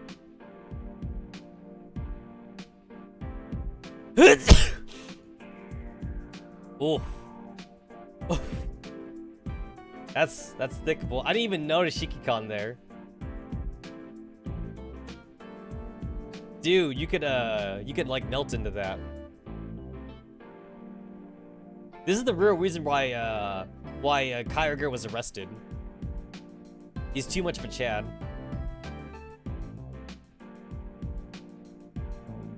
Sorry guys, we have a Chad limit here. He is serious in his madness, and he already has done a lot for his dream to come to fruition. Playing a part in it couldn't be so bad. I understand, or at least the idea. Very well. He looked at the clock. Oh, if I continue to rebel on like this, you'll be late for your first day. Here, take these documents with you. Here is the guide to the school, the pamphlet for the Griffin Project Insertion Program. as well as a survey on various subjects. You can have a look at them when you get home later today. Take this too. He hands me the documents as well as a tablet. Noticing my confusion, he adds, this tablet will serve as your personal assistant during your time here. You can consult your student file, your schedule, take notes, and so on. You can also use it to find your way around. I would still advise you to familiarize yourself with the school though. Maybe have a classmate give you a tour. This tablet is a great tool, but nothing can replace the smile of a young girl, right? He gives me a warm smile and rises. I do the same and he leads me out of the room. Hey, I just realized something. When you think about it, so Kyriger had to work with IOP to get the son of the IOP president to come to his school. That's gonna be basically all female dolls and Kalina. When you think about it, isn't that basically the equivalent of Kyriger going to Javier and being all like, yo bro, I want to put your son in like a harem situation? I mean, if you were Javier, right? If you were the dad, I mean, what would you say to that? You'd be all like, wait a minute, you want to put my son through like a fucking stereotypical like anime rom-com? And then like Kyriger would be like, hell yeah, I do. It's like, honestly, like as the father in the situation, how would you deny your son the rom-com experience, right guys? You can't do that to your son, right? You gotta make sure he experiences life as it was meant to be experienced. I would say yes. I would like, yes, put my son through a harem rom-com situation. But you had to promise me that you also make sure that my son gets a he gets a very balanced harem.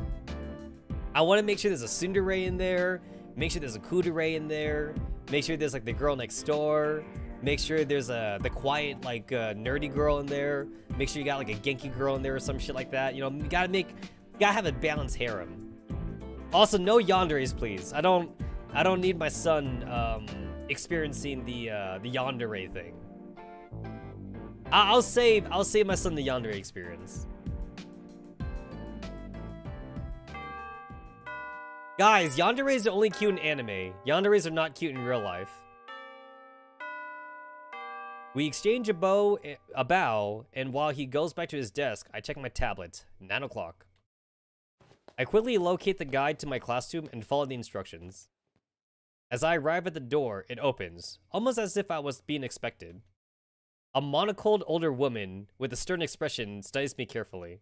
Ah, shit. Alright. Again, guys, last time they used the PNG file from the game. This should be hand-drawn as well. But Tetsa, crazy pussy is best pussy? I don't know. I don't know about that. Alright, it's nice. That's nice. Do you guys think that Helion still has a dating problem in this game as she does in the original game? Do you think maybe she's still single? And like she can't get like a date or anything like that? Do you think she goes to mixers and like always strikes out with dudes or something? Oh my god, what the hell is this? Hold on, what is this? What am I even looking at here? Hold on, I gotta replace this. That sucks that you grew up without a dad, but you would be great father for future children. Wow, you look so fertile. You spend so much time with your dolls, you spend that time with me. Oh my god, could you tell that I'm ovulating? Jesus. Brah, your pictures are giving me cancer right now. Alright, that one's better. That one's better. Imagine giving this woman happiness and a romantic partner. This post was made by Girls Frontline Gang. I like it. See, that one's better. The previous picture made me sad. Alright. Seems like you're on time after all. Come on in, introduce yourself. Oh, guys, look! They drew this one.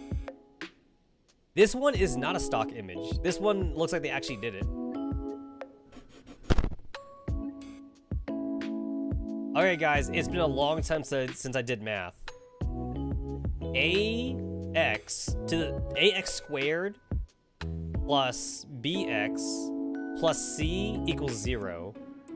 X equals negative b plus or minus the square root of b to the second power minus 4ac divided by 2a.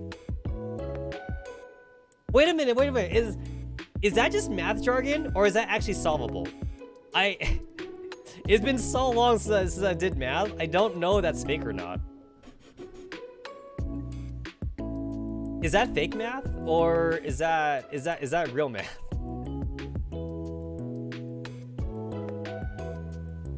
Can you solve for this, or are we missing information? You can't solve for this, right?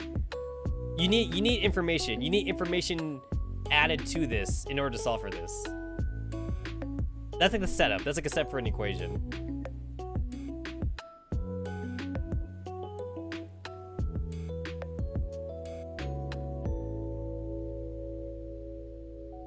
Oh shit, hold on. I like that. Hold on.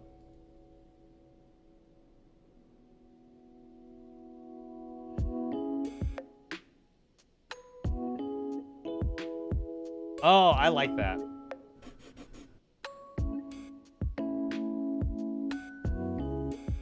Oh shit, that's Deer and Seer. That's funny.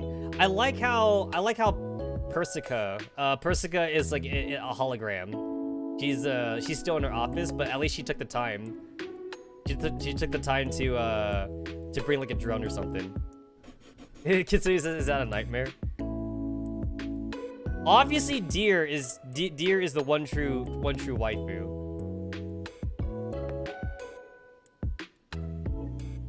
Hey guys, plot twist. Deer is actually a girl too. It's just that Deer's a tomboy. That's the plot twist. Deer and Seer are actually sisters.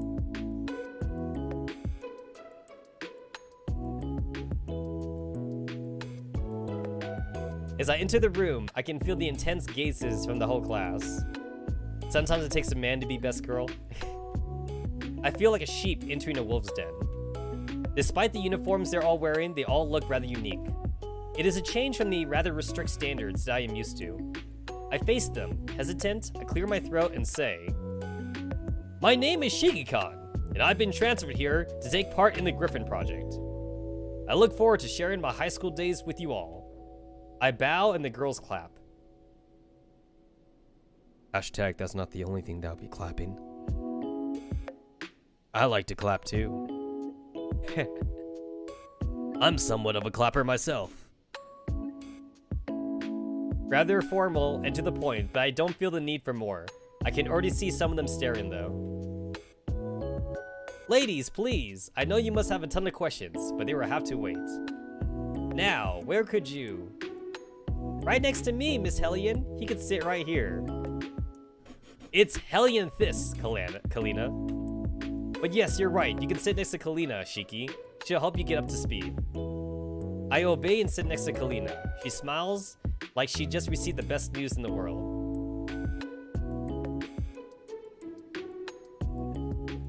You can rely on me for everything. I'll teach you all you have to know. Also, I believe Kalina at this point in time is also not dateable, guys. Like, I believe from what I read from the devs points, they're only working on Anti-Rain right now. So I don't believe Kalina is dateable. Right now it's just Anti-Rain. So no Kalina and no Welrod. Her enthusiasm is at least genuine. At least I think it is. Time passes by as the lesson goes on. While the girls seem to want to talk to me during the break, they hold their tongues. Maybe they are too intimidated or shy, who knows. I do my best all morning long to catch up with the rest of the program until the bell rings at midday. Class is finally over. Being lunchtime right now, I should probably head out and search for the cafeteria. Still, where do I begin looking? Hey Shiki, wait for me. Kalina, what does she want from me? Let's have lunch together. I can explain to you how this school works for a bit that way. You're still a new student here, but don't worry, your new friend Kalina is here. Sure, why not? I guess relying on her to show me around isn't a bad idea.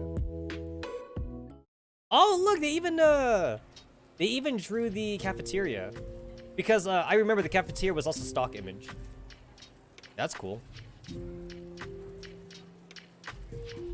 Also, wait, can I call bullshit on something here?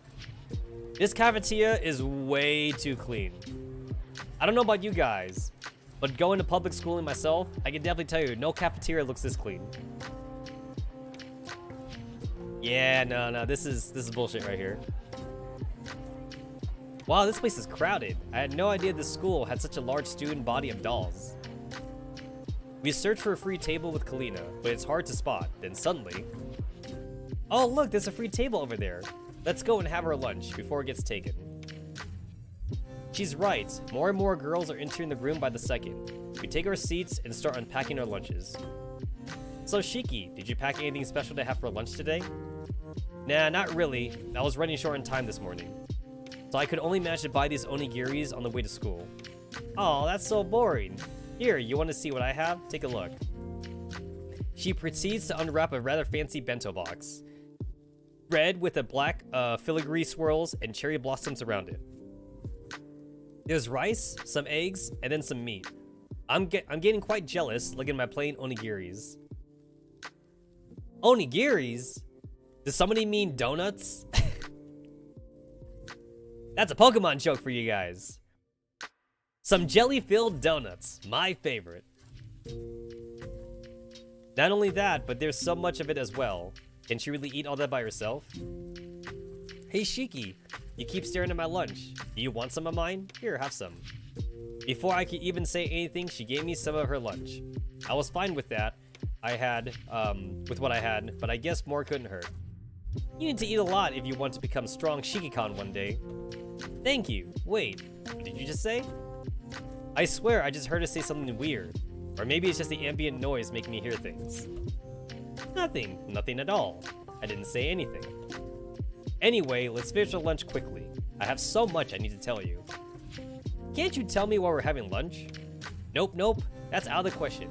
We need to concentrate on our lunch first. Well, okay, sure. I don't understand it. Is Kalina the type that can't think when she eats?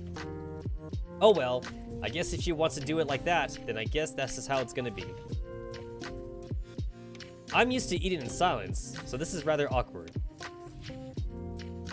At least the food is good, so there's that. She knows how to cook, that's for sure. The juicy meat, with finely grilled peppers. Did she really do that herself? And does she do this on a regular basis? I have so many questions. But there's more important matters to focus on right now. So, what was it that you wanted to talk about before? Well, before I tell you, do you have any questions you want to ask first? Well, I've been curious about this, but are we really the only humans to attend this school?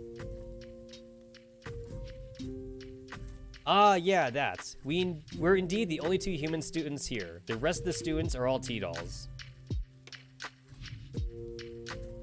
But don't be too alarmed. I think they're pretty much human. What was that again?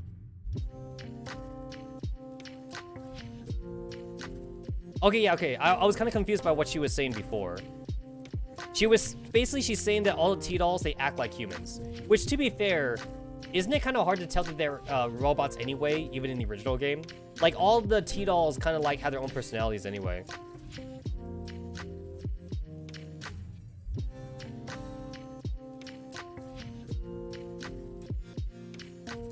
Of course, you don't have to take my word for it. Why don't you find one to talk to? I'm sure you have an interesting conversation. Oh yeah, and if you're wondering why we're the only two humans at this school, I'm not really sure myself. Maybe this is some sort of trial phase. Yes, Mr. Kyger talked to me about it this morning. Actually, do you have any idea why this trial phase is so restricted? I would have thought they would have wanted more guinea pigs for this. She chokes upon hearing this. Maybe I was too blunt with my words. Hey, look, her facial expression actually changed.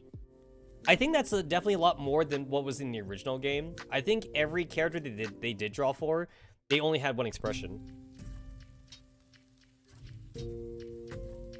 Also, can I make a dig at the original Girls Frontline game? This is already more expressive than how the characters are in the BN scenes for Girls Frontline in general. just because Girls Frontline, they have like the same images for like literally every part of the game. It's very rare for them to actually do much for the VN scenes. You don't hold back, do you? Well, as far as I know, they just haven't found candidates yet. The tuition fee is also quite high compared to other more normal schools. But you know, her eyes start sparkling. Doesn't that just make it much more exciting, Shiki? We might be making history here. After spacing out for a few seconds, she clears her throat and comes back to reality. Anyway, do you have anything else you want to ask? Yeah, I guess I do. How long have you been at this school? I started here earlier this year. There's only a high school for now, but I have been helping here for a bit longer. She was helping here? Why? Oh yeah, I know, Shiki. Would you like to hear some of my experiences from the beginning of my school year? Yeah, sure. It could prove to be a good learning material. Alright, so my first couple of days were a bit strange. I was the only human student at the school after all. While it probably will be a bit weird for you as well, at least you have me as well. It was just me back then. I didn't understand what dolls were at the time. And they look exactly just like us as well. I was confused and unsure about talking to them. So for the first couple of days, I just tried to avoid others and just stayed quiet. Whoa, I couldn't have imagined she was like that. She seems so friendly right now, and she's overflowing with so much energy, it's almost contagious. Soon enough, it just felt too good for me to stay like this, so I decided to go back to my old self. However, it wasn't as easy as I thought it'd be. A lot of dolls thought I was just unapproachable, so I had to had a hard time talking to them. I still had a hard time. But then one day, a girl named Sop2 decided to talk to me. Huh. I guess, when you think about it, like, they still had to be called their gun names, huh? It's like, you can't give them real names, because if you give them real names, wouldn't that make them kind of different from Girls Frontline? So that means, like, they still have gun names in this universe. So, like, that means, like, 45 is still, like, 45. And, like, 416 is 416, I guess, and G11 is still G11. The developers, they did say that Team 404 is going to be in this game, in some capacity. Team 404 and the ringleaders, the original Samus ringleaders, are going to be in this game. But, like, I don't know how that's going to look in this game, though. She thought it was cool how even though I was shy, I was doing my best to make some friends. Perhaps she didn't understand the situation, or perhaps she chose to ignore it. But she became my very first friend at the school. I'd always hang out with her during lunch and after school. One day she told me, "You should meet some of my friends." And just like that, she introduced me to them. They weren't very comfortable around me at first. Eventually, we started talking more and more, and opened up to each other. Now I know everyone, and we get along great. School has been fun since then. I see. That's quite an interesting story. This sounds like a good kind of scenario for a teen girl rom-com. In a good way, I mean. So that's pretty much how school started for me. But don't worry, Shiki. I don't think you have to experience what I did. And if you ever need any help, I'll be there for you. Thanks, Kalina. Maybe this is why she's been so friendly. She checks her watch. I think lunch is about to end soon. We should head back to class. After lunch, we go back to our classroom and take our seats. The classes here don't seem much different from my old school. There's a lot of hands-on learning, so if anything, it should be more lively. That's kind of ironic, considering the student body consists almost entirely of robots. I sit in class and listen to the lecture. I've already learned all of this, but somehow it's more interesting. Somehow, I managed to make a friend on my first day here. If things continue like this, my school life here might actually be better than in the past. Or, at the very least, that's how I'm feeling right now.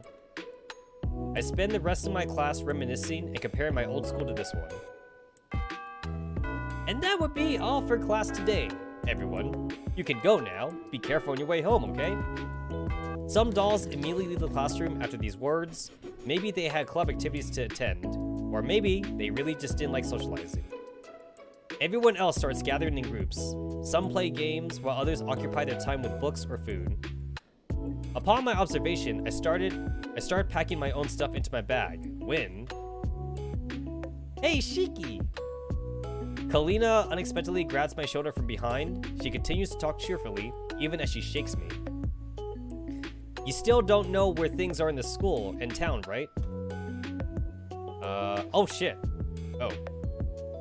This is new. I mean, the character said he already knows the town, actually. Like, he's been here like 8 years ago. So I feel like I'm gonna go more around the campus. Let's save my game. Do you guys do that? Do you save your game like at every dialogue option? I do that.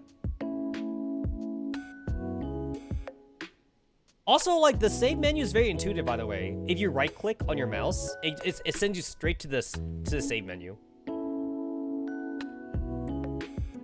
Oh, there's automatic saves. Ah, shit! I didn't realize that. Huh.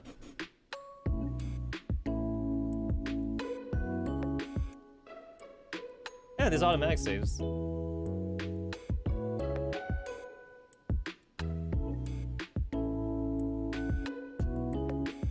I'm going to campus.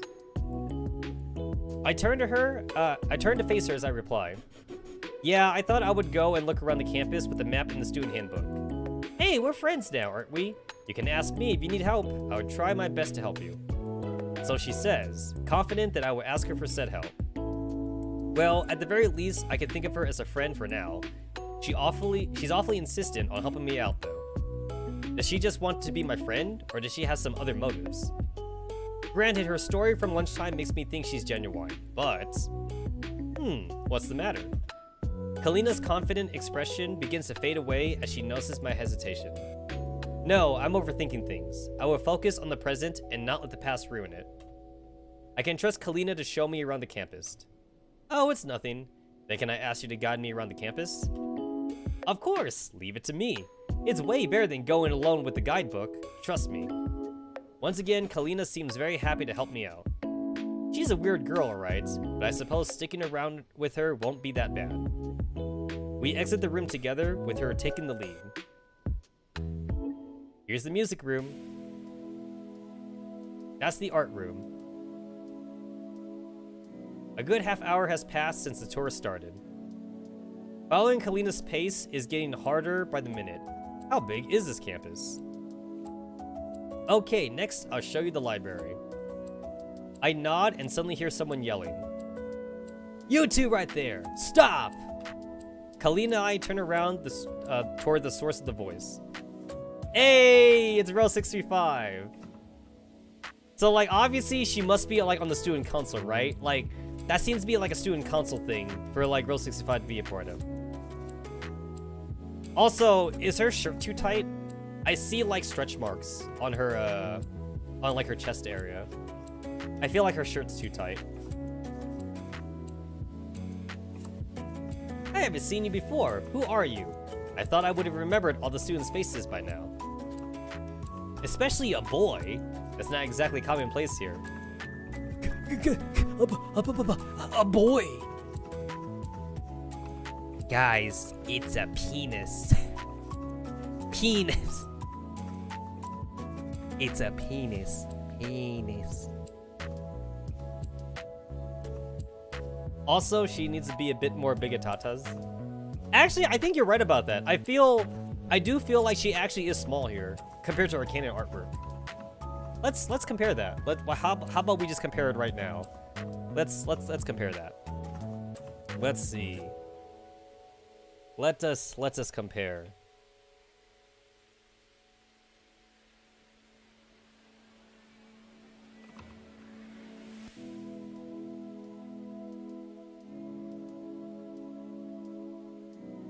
If I make them around the same size. That's a little bit too big. If I use the head as like a starting point. Yeah, okay, that's about the same size. Yeah, at the very least, it looks like her breasts are like more uplifted in like her original artwork. At the same time, well, that could just be art style, I guess. Something like that. Let me see, there's like another art I could use. Something like this. Yeah. If I compare it like this. I mean, with this one, she has her arms underneath her breast, so like she kind of has it also uplifted. Yes.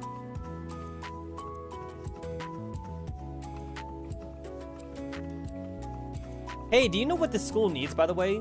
This school needs like an actual gun club, right? You know what I'm saying? Like, this school needs like a target practice like military club or something. So that way like we might be able to see like the T-dolls like actually like in regular uniforms or something. That'd be kind of cool.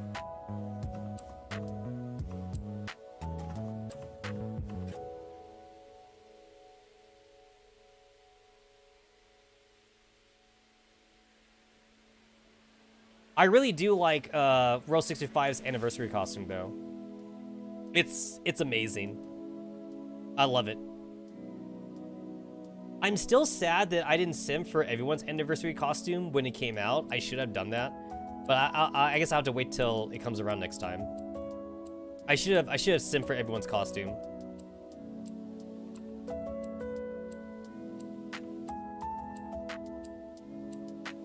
And then there's her Digimind.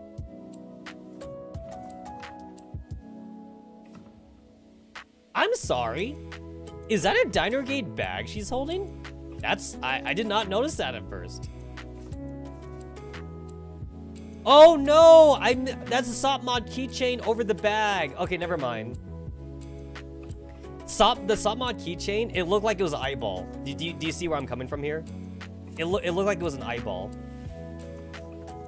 Oh, that's cute though. That's cute that she got a Sopmod keychain though. At the same time, though, I kind of wish there was a downer gate on her. Is there a downer gate? Is there a downer gate anywhere on here? No. I guess Row 65 has PTSD, right? She got PTSD for downer gates. Also, wait, wouldn't the big old W on her megaphone thing, wouldn't that get in the way of like the sound? I actually didn't notice that there was a big old W on. Wait, is that a W or is that an M? I can't tell if her megaphone is upside down or not. I think it's a W. I'm not sure what purpose that would even have for like her megaphone. Because doesn't she actually use her megaphone like as part of her skill set?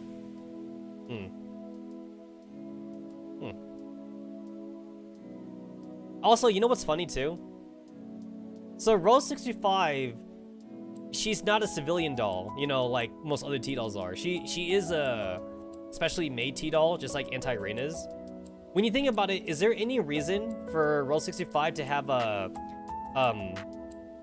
heterochromia eyes? There's basically no reason why Persica needed to design Row 65 with dual layered eyeballs. It's like an unnecessary thing to add. They're robots, right? They're robots. But I guess maybe it's because Persica has a whole, like, make human thing for, like, T-dolls, I guess. She had that obsession. That's why M4 was born.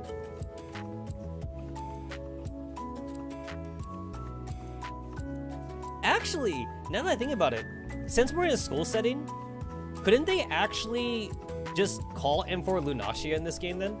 They could, couldn't they? They could, yeah. She could be Lunacia in this game. She could act. She doesn't have to be M4. Why not make it? Because they're robot. Hashtag robots don't have freedom. Hashtag robot racism.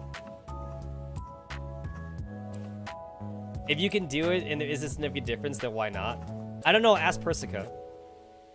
Maybe it does do something though. Maybe each eyeball like scans differently. It could actually do something. There might actually be a reason for it. We would need like the blueprints. We need to ask Persica for it.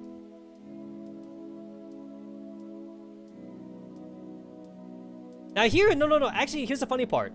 This actually makes more sense for her to have heterochromia in this setting than it does to have it in the original setting. Because in the original setting, they're all military T-dolls. So like, when you think about it, Persica should have like made them a lot more, like, you know, I guess a lot more make sensible, I guess, in the military setting like that. However, here, these are all civilian T-dolls now. So they're not military dolls now. So actually, it makes more sense for her to have heterochromia to make her more human. However, Persica, though, Persica doesn't have a reason to make her girls more human, other than the whole M4 Lunacia thing. To which, I'm still not sure if she was also trying to do the same basis for Satmod and Star 15 and the other girls like that, too. I've seen some people talk about how, like, Anti-Rain All is based on Lunacia, but I'm not sure if that's true, though. Because, like, I feel like if the other Anti-Rain girls were based on Lunacia, I feel like they should also be getting their heads scrambled every time, like, a Naito or, like, a Lunacia thing comes on screen. But that doesn't happen, though. Anytime, like, a Naito or, like, an Isomer shows up on screen, it's always an M4 thing. You never see, like, any reaction for, like, Satmod or, like, Star 15 or anything like that.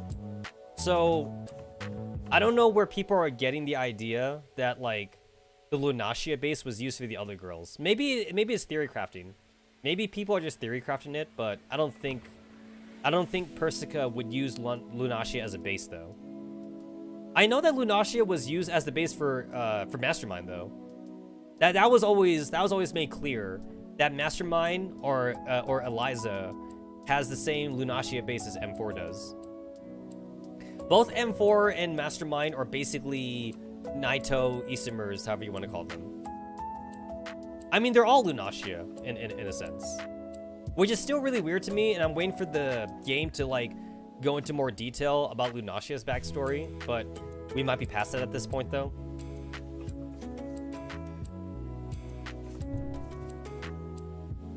Well, wait, don't tell me, Kalina. Did you just bring a stranger into the school? Don't you know that's a violation of school rules? The rules! The girl raises her voice, her tone firm. She has no trouble dominating this conversation. From her language and looks, she seems to hold some sort of leadership position here. Well, you see, Mega. Don't call me Megaphone! I have a name, Kalina. Use it. A mix of anger, embarrassment, and frustration tints her yelling. Okay, I'm sorry. Don't be angry, Ro. You should have been so from the beginning. Now tell me, Kalina, who is he? And why haven't I seen him before? Okay, let me introduce him. He is Shiki-kan, a student of the school. He just transferred here today. Didn't you hear about him? Now that you mention it, yes, I heard about him. She relaxes, the tension in her body language fading away. Sorry about this confusion, Shiki. Let me introduce myself first. My name is Ro635, but everyone calls me Ro for short. Okay, sorry, Dinergate.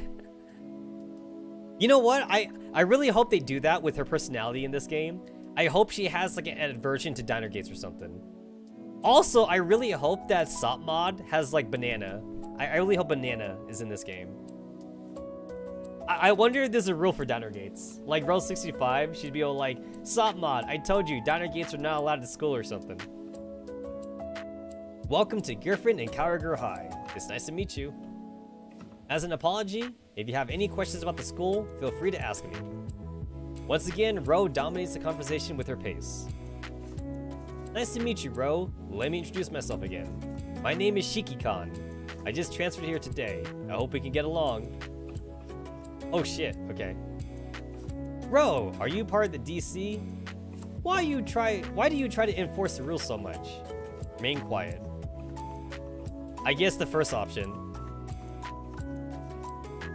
By the way, Ro, are you perhaps a member of the display committee? You seem to have quite keen eyes, Shiki. You must have noticed my armband, right? Yes, I am a member of the display committee. In fact, I am the one in charge of the committee. Let me introduce myself again. Hey guys, take a shot every time they say, let me introduce myself again. Drinking stream. I am the head of the display committee. Nice to meet you. I hope you won't cause any trouble for us in the future, Shiki. Oh, I have to go soon. She looked down at her watch and she gave us a slight bow before leaving. However, after a few steps, she turns back to us. By the way, Shiki, despite her looks, Kalina is a good girl. She can be a bit of an idiot from time to time, but she is quite clever. She has a tendency to wrap us in her get-rich-quick plans that I inevitably had to get her out of. So if possible, keep her in check. That will help us in the display committee a lot. And Kalina, don't make any problems for him either, okay? She gives Kalina a stern look and leaves for good, not without a last shout out. Have fun with your new school life here, Shiki. It's my first day of school and I already met such a commanding figure of the school. She really can take control of the flow of the conversation anytime she wants. Just what you expect from the head of the disciplinary committee. While I am deep in my thoughts, I suddenly realize something. Hey, Kalina. Why are you calling her megaphone? ...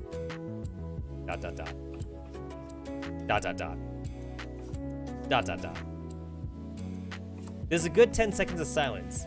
Kalina finally breaks it with a laugh, unable to hold back her laughter any longer. Piffed! Ha ha ha ha ha. What? And here I was wondering why you were thinking about with such a serious face. You're pretty funny, Shiki. I am at a loss for words after hearing Kalina's reaction, and a bit embarrassed. Is my question that weird? Not at all. It is just that you made such a serious face thinking about such a silly question. I can't help but laugh. I think it's a good trait. Well, but for your question, you realize her habit, right? Her habit? Yes, Ro has this habit of speaking so loudly, it sounds like she's talking through a megaphone. Is that so? But don't worry, she may look strict, and even might be scary sometimes, but she has a kind heart. Everyone likes her, I just tease her with that name. I see. It seems that Kalina holds Ro in high regard, not that I have a reason to doubt her word. After that, Kalina and I resume our walk around the campus. Time flies by. Before I realize it, the tour of the school has come to an end. Kalina and I arrive back at the classroom. And that's it, Shiki. We finally reached our destination. Yay! Well, it was also our starting point too, so the tour was more of a big circle. Heh. She's still packing a lot of energy in that body of hers, isn't she? Thanks for the tour, Kalina. You really were helpful today. Thank you. But you see, this is not the end yet. Well, I actually plan to guide you around the town as well. No, Kalina, I mean, you don't have to do that much. You already helped quite a lot today, and it's starting to get late too. I don't want to make you go out of your way just because I want to explore the town. But, no buts, Kalina. I can't accept your help this time. It's dangerous to walk around this late. I can't just expose my first and only friend in this school right now to such a risk, can I? Fine. I'm relieved to hear that. Then I ask you for help instead. Huh? See, Shiki, it is getting late, right? That's indeed what I just said. So naturally, you would walk me home, right? Just halfway is fine, mind you. Wait. You said it's dangerous, right? Then accompany me. It'll be safer, wouldn't it? She played me like a damn fiddle! If I say no now, I'll just pass for a monster who couldn't care less about his friend's safety. I look up at her face, deciding whether or not to accept. Kalina's face is red from ear to ear. She's clearly embarrassed. Ah, fine, I'll walk with you. It's getting late. You win, Kalina. She gives me the brightest smile of the day yet, not a small feat. I will accompany you to your house, but just halfway, okay? I have to go once we reach the station. Okay. Energetic as always. We start to make our way towards the station. I lag behind her, watching her back. As we walk down the path, she starts to chat about the town. We pass by some shops along the way that catch her attention. Oh, look there! She points at the dome-like structure I noticed in the morning. That place is the most popular shopping mall in this town. There are a lot of things for sale there. Most people at school usually go to find presents there. So that's what it is, huh? It must have been built recently. I really don't remember it from my childhood, but I don't have a lot of memories from that time. There are cafes and restaurants there too, but most of them aren't really budget friendly. If you look hard enough though, you'll find the ones that are. She almost hits me with her flailing arm. I swear this girl is operating on a nuclear battery. Or I could just show them to you some other time. Heh. After some time, we finish touring the shops and head towards the station. And that's the station. Look, you guys can totally tell this is like a stock image because like this looks like it was actually taken by like an actual like station picture or something. I mean, obviously it's not a picture, but like, you know what I mean. It actually looks like a real station. Actually, I'm pretty sure that's a real station. We finally reached our destination. Kalina guided me through town, pointing out directions, popular attractions, and stores. Her tour was helpful. She sure is something, isn't she? At this thought, we arrive at the station. It seems we reached our destination for real this time. Well, thank you for humoring my request, Shiki. No, Kalina, I should be thanking you. Thanks for guiding me today. You were really a big help. No, it's fine, Shiki. I mean, we are friends, right? So something like this is fine by me. Anyway, as we promised, I'll leave here. Yeah. Well then, Shiki, see you tomorrow. See you tomorrow, Kalina. The questions swirl in my mind again as we wave at each other. Who is Kalina? And why is she so fixated on me? Is she just some friendly girl who wants to be my friend? Or does she have some material motive? No, I decided to trust Kalina and I will stick to my decision. She does not seem like the other people from my past. So you know what, guys? This is actually what I like to see in like Dane Sims and VNs. I kind of like it when like the main character is actually not a self-insert. So it's obvious that the main character, probably because like he's the heir to IOP, people probably treated him differently. So like he probably like never had like a real friend or some shit. It sounds like maybe people only got close to him just because of his IOP status or something. So the main character is very hesitant to like get to know people. So I kind of like that. I kind of like his characterization basically. I mean, I guess to be fair, the whole point about self-inserts is to self-insert, I guess. Self-insert yourself, I guess. And obviously otakus, right? Otakus love the self-insert thing. Although, if you guys have been following my channel for a long time, you know that like that's like my least favorite thing about Persona. I hate that Persona uses self-inserts. I like real main characters, and I hate self-inserts. So, if the character's not a self-insert, I'm more than happy to go along with that. Because I'm not trying to self-insert myself into this, you know?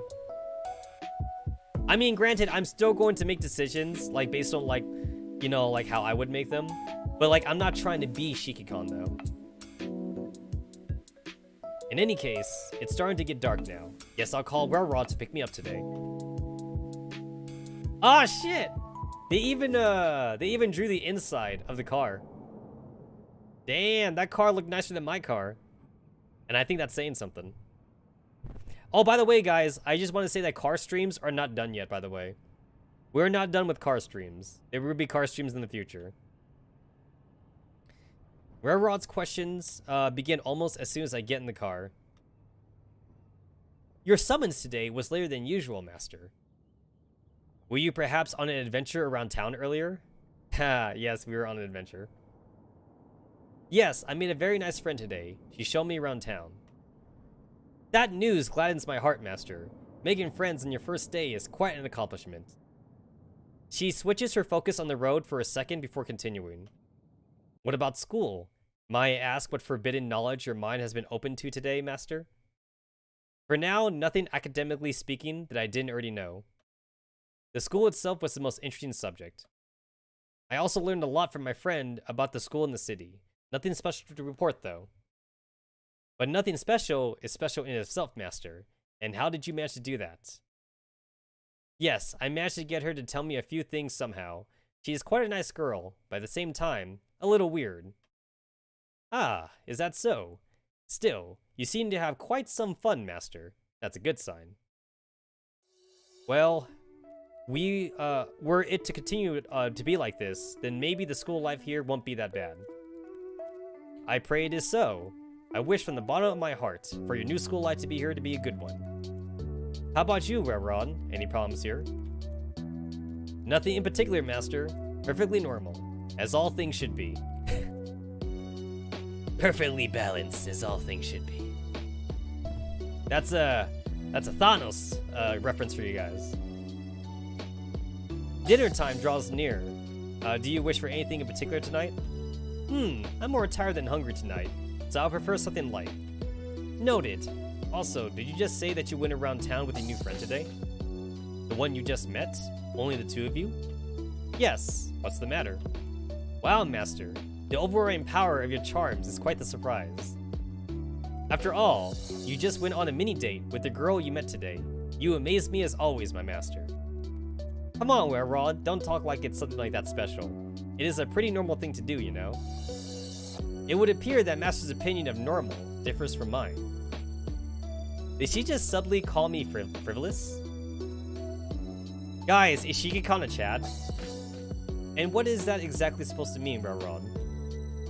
She might have some motive behind her actions, Master. Still, please temper your passions with caution. I think Wererod is telling us not to hit it and quit it so soon. Remember, guys, always watch out for the crazies.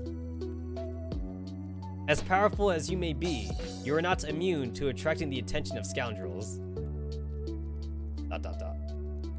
Did I overstep my bounds, Master? If so, I sincerely apologize. But I thought I should say it, for your own good. No, it's fine. Your concerns are valid. Why was she so kind to me, a stranger? Why is she so persistent in trying to help me? And there are still so many questions that I don't have answers to yet. But now is not the time to think of that. There's no need to fall into paranoia yet. Your caution eases the burden in my heart, Master. It would appear that my fears are for naught.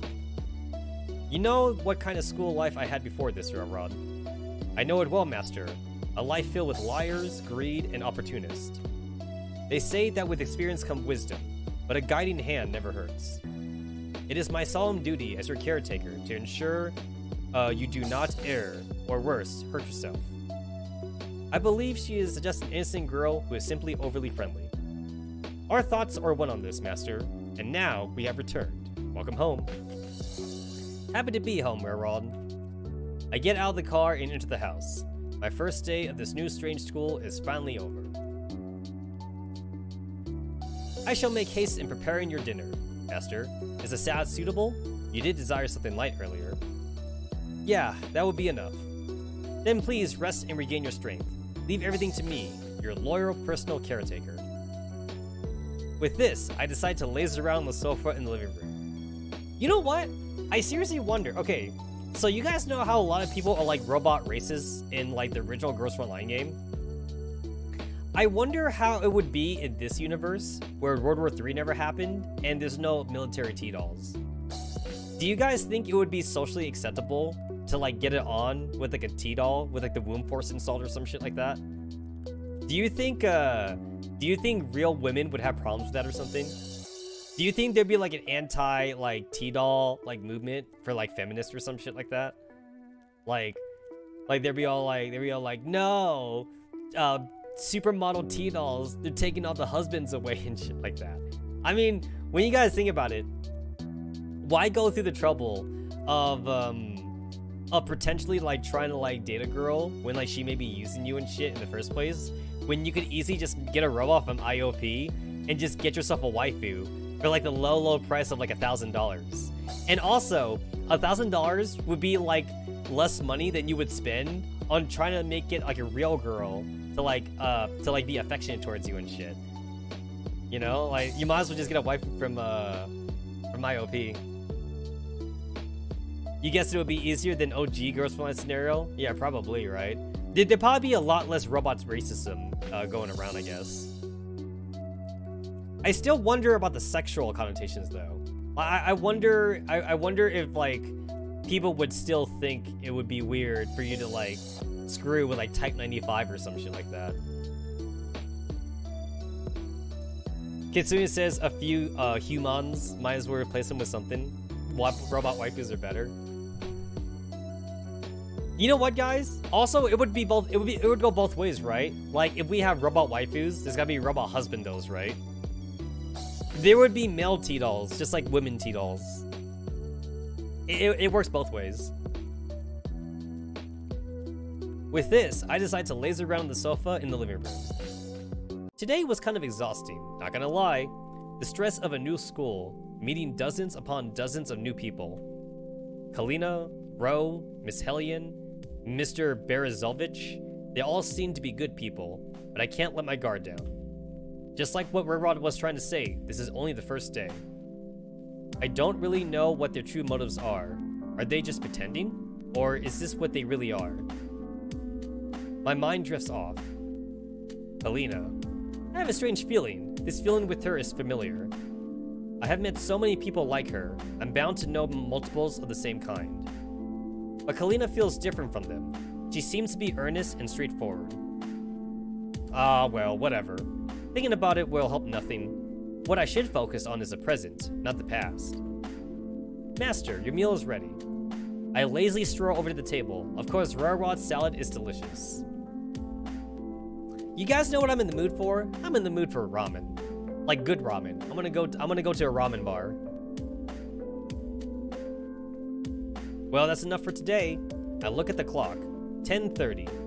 Rarod has already gone to bed some time ago. So wait a minute, when he says that, is that a euphemism? Like, when he says that Rarod has gone to bed, does that mean that Rarod went to like her charging station? I would assume so, right? Like, she would just go to her bed and just plug herself in or something like that. Assuming she even has a bed. I mean, when you think about it, does your robot even need a bed? Like, wouldn't like a chair, wouldn't like just a chair in like your robot waifu's room be good enough and just like plug them in or something? What should I do? Sleep? Nah, I'm not sleepy yet. Playing games? I do need to check on my logistics on that. Ah, shit, guys, logistics. Do you guys think he's playing Girls Frontline in universe? That'd be kind of funny. I think I would check on my tablet. Mr. Berezovich said it had all the information I needed in it. I pull out my tablet and begin browsing the internet. There are some interesting places around here that I could take a look at later. Or, you know, if they eat, then they could be transformed on energy. But you know what that means, Kitsune? That means that they probably poop and pee. They probably use a toilet also then, because they have waste, right? I would assume they have waste. So I guess she is like your PC goes to sleep.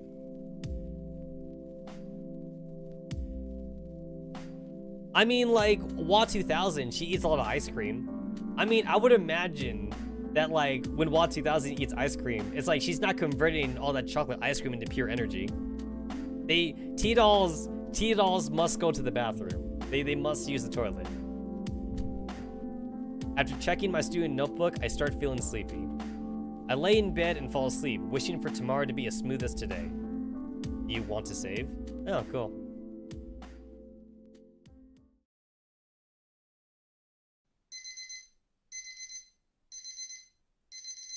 Master? Please wake up, Master. Either that, or it's an effective system that can transform all the food into energy. I mean, that'd be pretty cool. I mean, yeah, it depends how efficient it is. Hey, Master, wake up. It's dawn already. My eyelids fly open. I shoot up in my bed, woken up by the voice. My room is still dark. I turn my head to the left and narrow my eyes. There's someone standing next to my bed. I blink once, twice. The figure comes into focus. Rarod stares intently at me.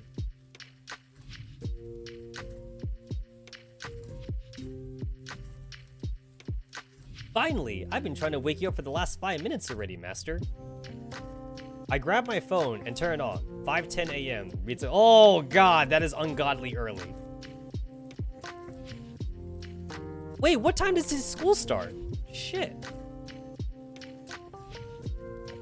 I don't know about you guys, but my high school started at 8 a.m. My high school started at 8 a.m. So like I got up at 7:30 a.m. Basically, like I didn't like take time to make breakfast or anything like that. So I got up at 7:30 a.m., which was like half an hour before school started. And then like I literally just like put on some clothes, got my backpack, and I walked to school because I was close enough. I lived like 3 blocks away from my high school. So I woke up like 30 minutes just to put on some clothes and go to school basically. I would usually like grab like a donut to eat or something like that. But yeah, I start at 8 a.m. though, for me. Shit, what time does this school start? Rod, it's way too early in the morning. Why are you trying to wake me up now? That reminds you when you went to university? Our daily training begins today, Master. Let us head to the rooftop now. Daily training? What are you talking about? I'll explain it to you on the way. Please come with me. Rod turns and strides out of my room. I scramble out of bed, splash some water in my face, and hurry to catch up with her. So guys, this is new. There was only one day in the original game. So this is day 2 now. So this is brand new shit right here. Rod swiftly climbs the stairs, and I quicken my pace in an attempt to keep up to her. I'll start from the beginning. 200 years ago, there's a powerful wizard. Oh dear, here we go again. It's another one of Rod's illusions. Guys, I put on my wizard cap. He delved deep into forbidden magics. For his transgressions, he was exiled from the kingdom. His memories were erased, and his power sealed away. That wizard is you, Master. You're a wizard, Harry. You're a wizard. Guys, this is we're an isekai story. We're an isekai story. As per the terms of our ancient contract, signed in blood, I too will be your humble servant. Allow me to assist you with my shadow magic. Ah, shit. Guys, is this a shadow game? We're gonna play Duel Monsters, guys.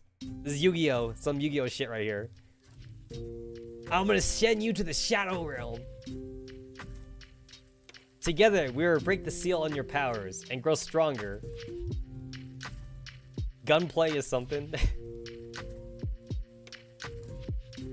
Yeah, I get it. Thank you, Rod. Now tell me, why exactly are we doing this? I noticed that we have made it to the top of the staircase. Rod unlocks the door to the rooftop and steps through it without a word. As I step through the door, I am greeted with a breathtaking sight. Oh, snap! A soft sunlight of daybreak paints a cloudless sky of vivid red. Alright, what do we got? Okay, we got some dumbbells. We got some yoga mats. I'm gonna assume like those are yoga mats or something. We got some tables. All right, guys. How many pounds of weight can you guys deadlift? How much can you bench press? I guess. What's your bench press? What's your deadlift? How many reps? How many reps can you guys do? I know you guys are all like secretly bodybuilders. I cater. I don't cater to otakus. I cater specifically to the bodybuilder anime watchers, people out there. That is why my view count is so low in my videos, because I only cater to people that like to work out. I know all you guys be busting. Don't you lie to me. I know you guys are. Depends. Pre-pandemic. Come on, man. Don't tell me you let yourself go in the pandemic. I know you kept up. I know you drink them protein shakes. You add some banana in there. You add some strawberries. Yeah, I know. I know you guys.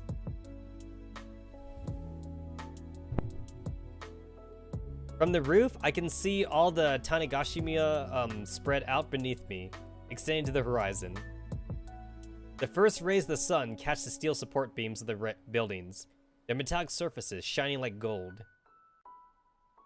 The greenery interwoven with the residential areas gives it the impression of a golden city buried in the heart of the forest. El Dorado in real life. Wow, this view is amazing. I had no idea. Indeed it is. This environment should be perfect for our training. Do we really need to do this? Of course. To train your mind, you must also train your body. The fates have ordained it. From this day forth, we shall train here at the break of dawn. An hour of physical exercise before your usual morning routine should prove effective. Really? I guess I'll humor her since she seems so excited about it. That's okay, but do we need to have to do this every day? without question. The exercise will improve your blood circulation, which will strengthen your passive mana regeneration. Ah, shit. I don't know about you guys, but I think my passive mana regeneration, I think I get like 1 mana like every 5 seconds. That's my mana regeneration. And it's best done in the open air at daybreak, when the concentration of mana in the air is the highest. Alright, I'll do it. Where do we begin? Let us first begin with some basic stretches. Stretch your arms like this. No, the other way. Yes. And lean as far as you can. 1, 2. About an hour later, we head back downstairs. I could already feel the effects of the new exercise routine. While I did work up quite a sweat, it also made me feel more focused and energetic. As I moved towards my bathroom, Railroad calls out to me. I shall proceed to prepare breakfast. Please get ready for school and come down to the dining room when you are done, Master. Her footsteps slowly fade away. I step into the bathroom and let my thoughts wander. I wonder how school will go today. It takes me about 10 minutes to shower and get dressed for my school uniform. I join Railroad for breakfast, listen to the news this week. Wait, hold on. When he says 10 minutes, does he mean like 10 minutes to shower and get dressed? What? Bruh, I take like at least 20, I take like 20-minute showers. Maybe I soak too long. Okay, maybe 15, 20 minutes. I feel like I take at least 20 minutes. Brawl takes 10 minutes to shower and get dressed. I take at least 15 or 20 minutes to clean myself, and then it takes me at least another 5 minutes to dry. It takes me at least 5 minutes to just dry myself at least, and then get dressed. So for me, I think I spent like 30 minutes in the bathroom. That's me though. Dude does it in 10 minutes to shower and get dressed? Holy shit. That's fucking fast, bro.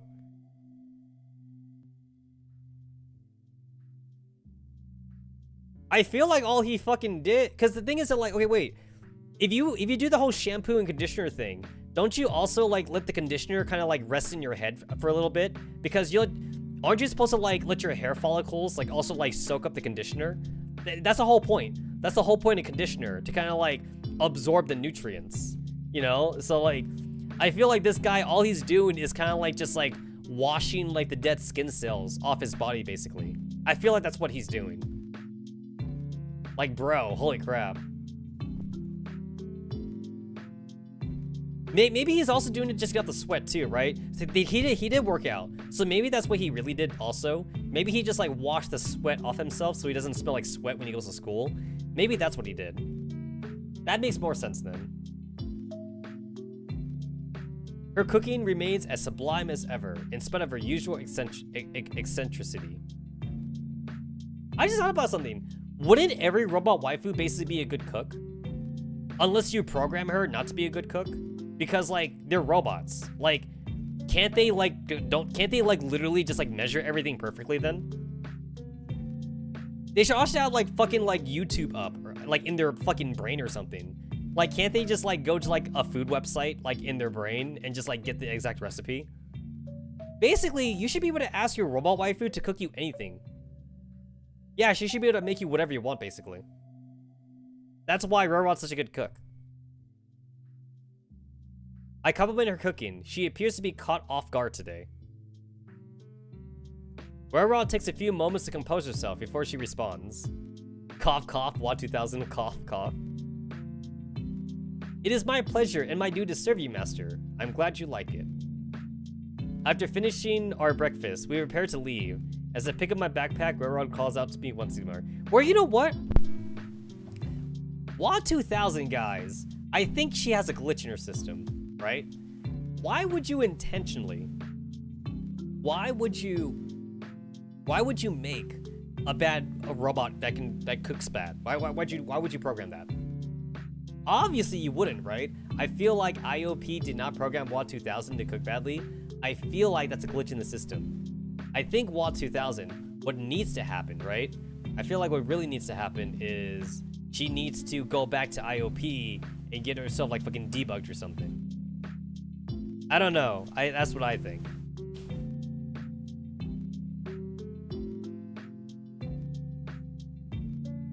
After finishing our breakfast, we prepare to leave. As I pick up my backpack, Railroad calls out to me once more. Master, wait!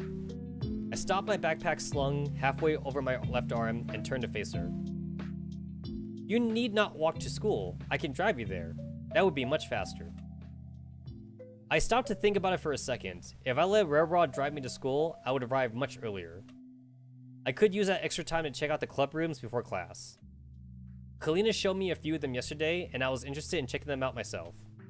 However, if I walked to school, I might meet Kalina on the way. I still had quite a few things to talk to her about, and honestly, I enjoyed her company. Shit. Wait, is this the first choice I make that actually matters? Oh, fuck. Okay, so I feel like I get friendship points with Railrod if I go with Railrod. If I walk to school, I probably get friendship points with Kalina. Well, first off, I'm gonna say something blasphemous, and I'm gonna say Railrod was never my waifu. It is cool that Railrod gets a Digimon later on, but until I read that Digimon story for myself, she is not my waifu. So I'm gonna walk to school. Sorry, Railrod. Master, are you sure? If you allow me to drive you, you will be able to reach school well within time. It's alright, Railrod. I'll be able to reach school on time even if I walk.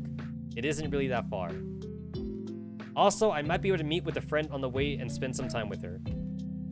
Railrod's eyes lit up at my words. Even before you go alone to school and you get shanked. Oh, I see. It is as the sages foretold. The bonds between people are the true source of strength. By strengthening those invisible bonds with those close to you, you strengthen yourself as well. A very wise decision, as expected of you, Master. I apologize for ever doubting you. Railrod bows deeply. I laugh and take her by the shoulders, straightening her posture once more. It's alright. I'm really happy that you care so much for me, Railrod. I'll be off now. See you later. Railrod appears to be flustered as I let go of her and step back. Yes, Master. I'll be there with the car after school ends. See you later. As I stroll along the path, I take a few moments to appreciate the natural beauty of my surroundings. Tall green trees stand proud on either side of the uphill path. Sunlight filters in through the gaps between the branches and leaves. Beneath the trees, the concentrate jungle of Tanigashima's modern cityscape has taken root, stretching into the distance. The calming silence and gentle morning breeze fills me with a sense of happiness and satisfaction. Lost in my thoughts, it took me quite some time to realize that someone was calling out my name from behind. Shiki! Hey Shiki, wait up! Are you listening to me, Shiki? I turn towards the voice and spot Kalina in the distance. She races frantically as she runs towards me. I stop, allowing her to catch up with me. By the time Kalina reaches my side, she is panting and out of breath. Haha, Shiki, do you, live with your heads in the clouds? I had been calling you for a minute before you noticed. My bad, Kalina. I was completely lost in thought. Kalina spends the next half a minute catching her breath, after which we begin walking to school together. It's not good to be daydreaming on the streets, you know. You could have been so unaware of your surroundings that you get hit by an... Alright, Mom. I'm sorry. I'll be more alert from now on, okay? Kalina smiles and hits me lightly in the arm. I pretend to be hurt, and we laugh together. Anyway, Shiki, don't you have a car? How come you're walking to school today? Oh shit. Shiki more like Shiki Tono? Oh my god. We don't talk about that Shiki here. Actually, I take that back. Shiki Tono is fine. I take it back.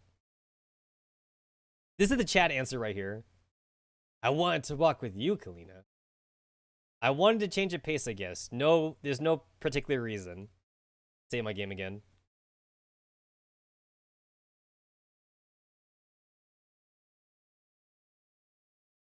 I guess I'm gonna do the chat answer. Kalina's eyes widen in surprise. A fierce blush spread across her face. Shiki, you're being way too forward. Although I don't really mind it. She said the latter part in a hushed voice while looking away from me. Is it me? Or is that tone of hers suggestive? It was my turn to be surprised. Hey, I was just kidding. I only wanted to change of pace was all.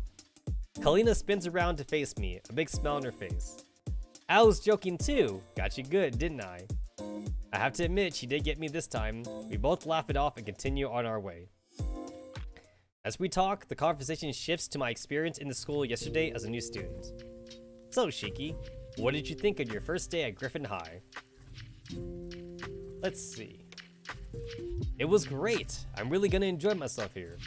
It was nice. I liked it. I'm looking forward to my new school life. Well, I'm afraid I can't say I really liked it. Does this matter? I guess I'm gonna pick the first option. Wow, really? That's good to hear. I was afraid you might have a hard time adjusting to the environment, coming from a big city. But you seem to have fit right in. Good for you. We approached the crowd. They are cheering, clearly excited about something. I can hear a frequent oohs and ahs coming from them. It doesn't take us long to find out what is happening. Several dolls have gathered around a girl, their gazes alternating between her and something above them. Ah! Guys, this is the first time. This is the first time Sopmod has appeared in the game. Sopmod was not in the first version. So I guess this version of Sopmod is just headphones, right? She's wearing like headphones maybe. Oh, she's adorable. Okay, I like her. I make my way through the crowd to get a better view of the girl. Her pale skin reminds me of pearl necklaces, and her pinkish blonde hair frames her angular face. The black headband she's wearing has a pair of horn-like protrusions. Though she reminds me of a hyperactive puppy than a seductive demon. Her eyes are ruby red, exactly the same as the streaks in her hair. The girl meets my gaze and her smile widens. Her fingers swipe fiercely across the screen of her phone. As the crowd cheers again, I turn my gaze upwards away from the girl. A drone darts back and forth through the air. Its movement is precise and accurate despite its incredible speed. Is she controlling that drone with her phone? That's awesome. Hey, I've seen that before. I've always wanted to get a drone that I could control with my phone. I've always thought that was cool, but like I'm not sure if I would have any usage for it. Like, do you know what I would use it for? I would use it for vlogging, basically. Would that be pretty cool for me to like basically like get some aerial shots of myself? That'd be pretty cool, but it'd also be pretty expensive, I guess. I would get a vlogging drone. Ah, that's one of the people I wanted to introduce you to. I look over my shoulder towards Kalina. See the beautiful young lady at the center of the crowd? That's M4 Sopmod 2, better known as Sop 2, my first friend here I was telling you about. She may look like just a happy, cheerful, and rather childish girl, but she's actually a genius. She skips classes whenever she wants to, and somehow still gets excellent grades in the subjects she likes. Despite that, everybody loves Sop 2. Hell, she's somehow best friends with Ro of all people. She's also the ace of the robotics club. That drone she's flying, I bet she made it herself on a whim, and is testing it out now. I look up again, amazed. The drone had begun to perform various mid-air stunts, spinning on the spot and flipping from side to side. Do a barrel roll! Hey, did you guys know that the roll that they do in Star Fox is not a barrel roll? It's an aerialion roll. Shit, I think I said it wrong. Star Fox does an aerialion roll. An aerialion roll. Because an actual barrel roll will require the ship to actually go around in a circle.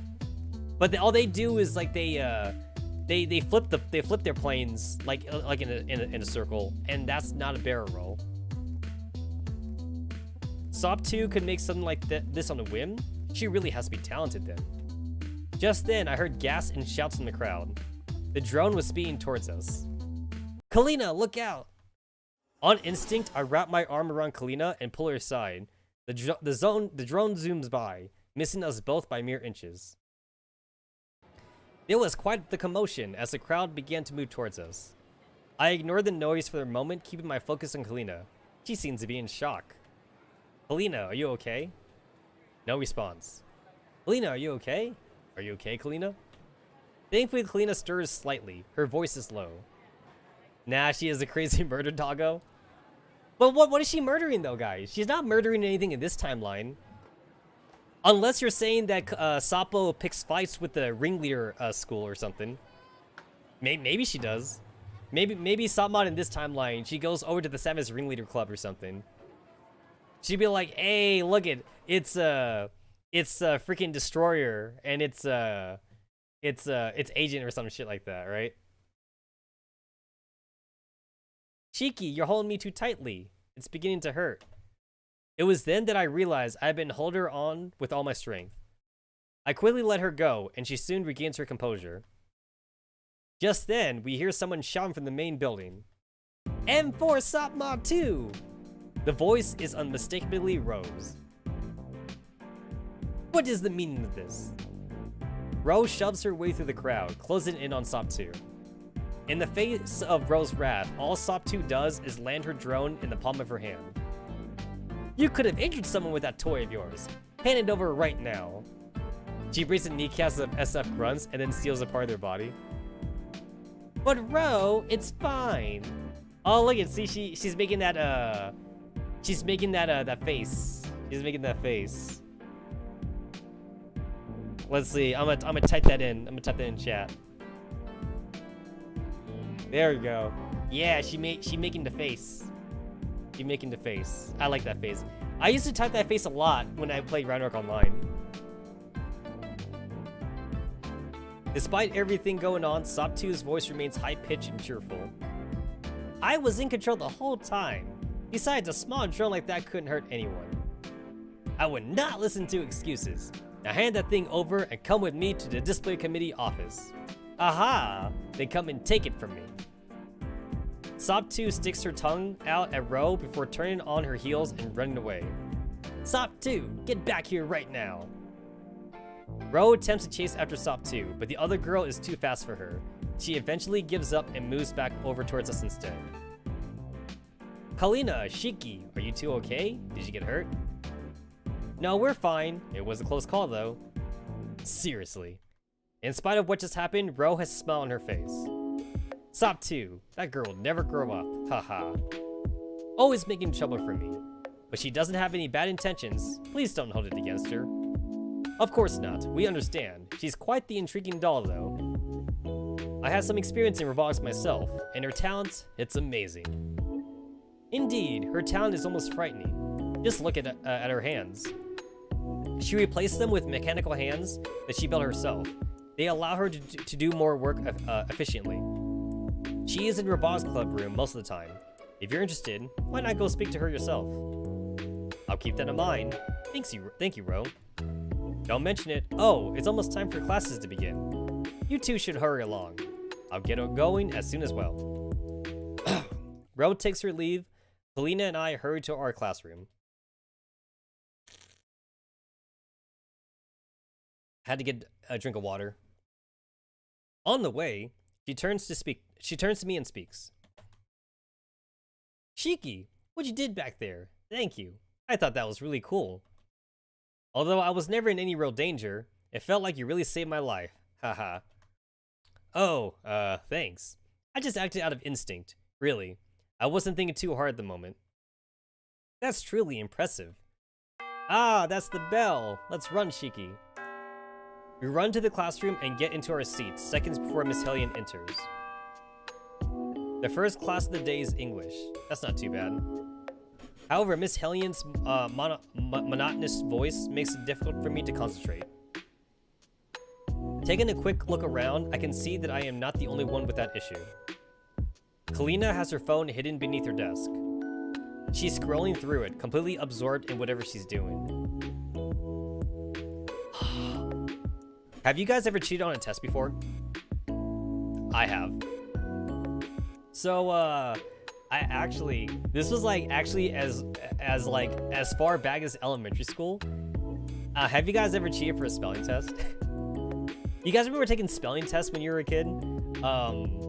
So you know what I did? I had notes on little slips of paper, and I actually had them like in my sleeve. And like whenever I came across whenever there's a word that the teacher said that we had to spell, and like I wasn't quite sure how to spell it, I would like pretend I was itching. I pretend like I was like itching my sleeve, and like my little note would like pop out of my sleeve, and like I look at it, and then like I know how to spell it, and then like I'd go back to like itch my arm again, and then like it would go back in my sleeve. I never got caught though. It was ingenious though. I'm telling you guys, it was ingenious. A few other students had their phones out and hidden as well in various locations. Some are quietly talking amongst themselves, while one girl at the back of the class has already fallen asleep. Most of the others have similar expressions of boredom on their faces. I stare out the window next to me. The blinding sunlight makes me squint. Far away, I see the field, surrounded by shrubbery. A group of students runs laps around it. Besides that, the outside is still and silent. Turning back to the classroom, I force myself to pay attention to Miss Hellion. And we shall start reading the novel, No Longer Human, by Osamu Dazai. This novel is considered a masterpiece even today, over 100 years after it was published. It is the story of a troubled young man, Yozo, who is incapable of revealing his true self to others and maintains a facade of a fool.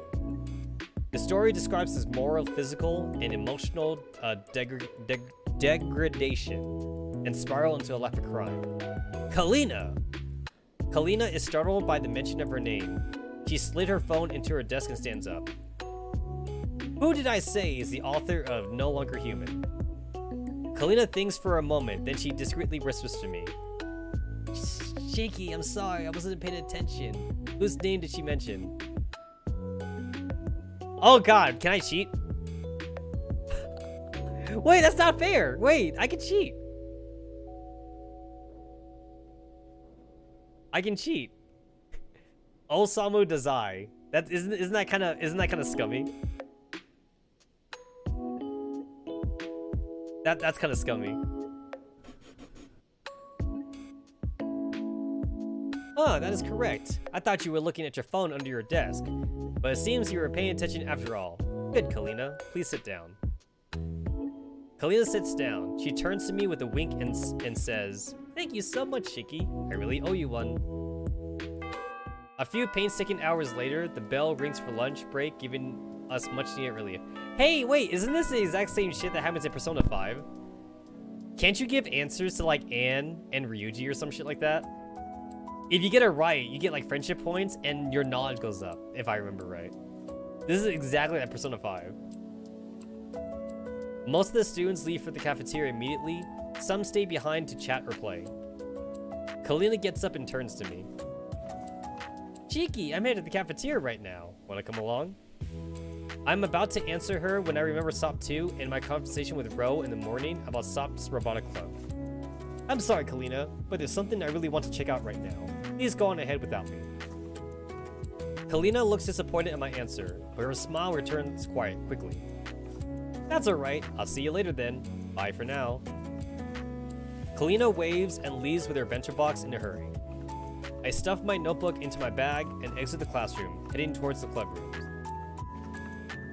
I make my way to the 4th floor. According to the information I found on my tablet, the Robotics Club was in room 402. As I walk towards the corridor, I glance into the other club rooms that I pass. There's the art club, the drama club, the music club. I kept walking, eventually finding a door with Robotics Club sign on it. The sign itself looked a bit out of place. The handwriting, designs, and coloring remind me of an elementary schooler. Strangely enough, I can hear sounds from the other side of the door. Perhaps there's someone else inside the clubroom during lunch? I knock on the door a few times. There's no response. But the sounds continue. I slide the door open and walk into the room. Ah, shit. Do I spy, with my little eye, I see a diner gate. I see a core. I see a T-Dog core, and I see Sopmod Jr. I see an arm. I see a leg. I see eyeballs. I see eyeballs. I see another arm. I see another eyeball down here in the corner too. I swear, if the developers of this game actually make Sopmod Jr. a thing, I'm gonna be so happy. Sopmod Jr. Did you guys know that Sopmod Jr. originated in a fan webcomic, by the way? It was like a Korean, I think. I think it was a Korean fan webcomic, and it became so popular that like Mika actually decided to adopt Sopmod Jr. At least that's what I hear the origin story for it is. Excuse me, is there anyone? I stop as my eyes take in the sights around the club room. It's not what I was expecting. Right in front of me, there's a long desk below the window. It is quite messy, with open books and spare parts lying all over the place. New donuts? Ah, fuck. All right, hold on. Let me look. Let me look. New donuts. Let's see. What do we got? What do we got? Let's see.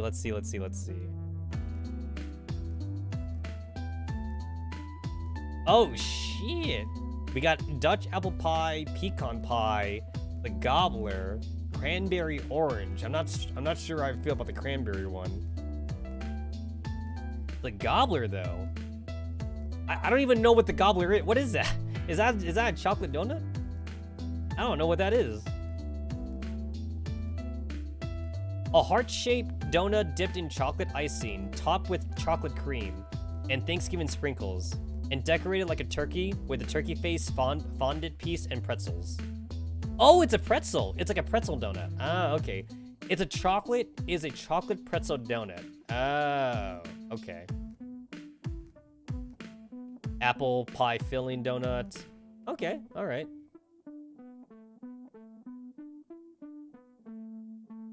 Pick up a Thanksgiving dozen a day and enjoy three each of the gobbler, Dutch apple, cranberry orange, and pecan pie donuts. Okay, all right.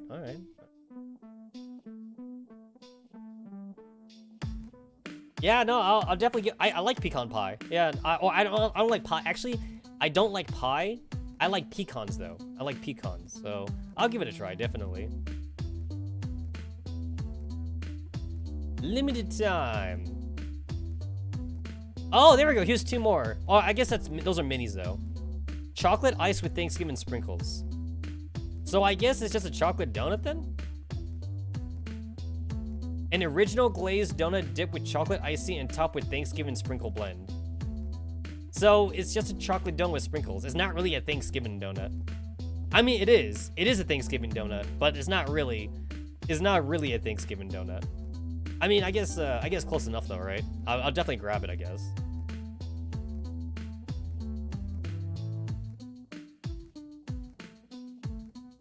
I'm pretty sure I can't get like some of these special donuts here though, like Reese's Classic Donut or the Oreo Donut, because I think I remember my Krispy Kreme worker telling me that those donuts are like limited time also. It's on the website, I guess, so you could see them, but like I don't think they're available though.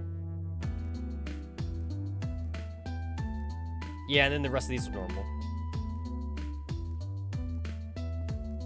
I mean, they still seem to be advertising it on the website, but I don't think I can get them though. But yeah, I'll definitely grab them. Actually, I kind of want them now. I'm gonna try to get these early then. Yeah, I want these now. All right.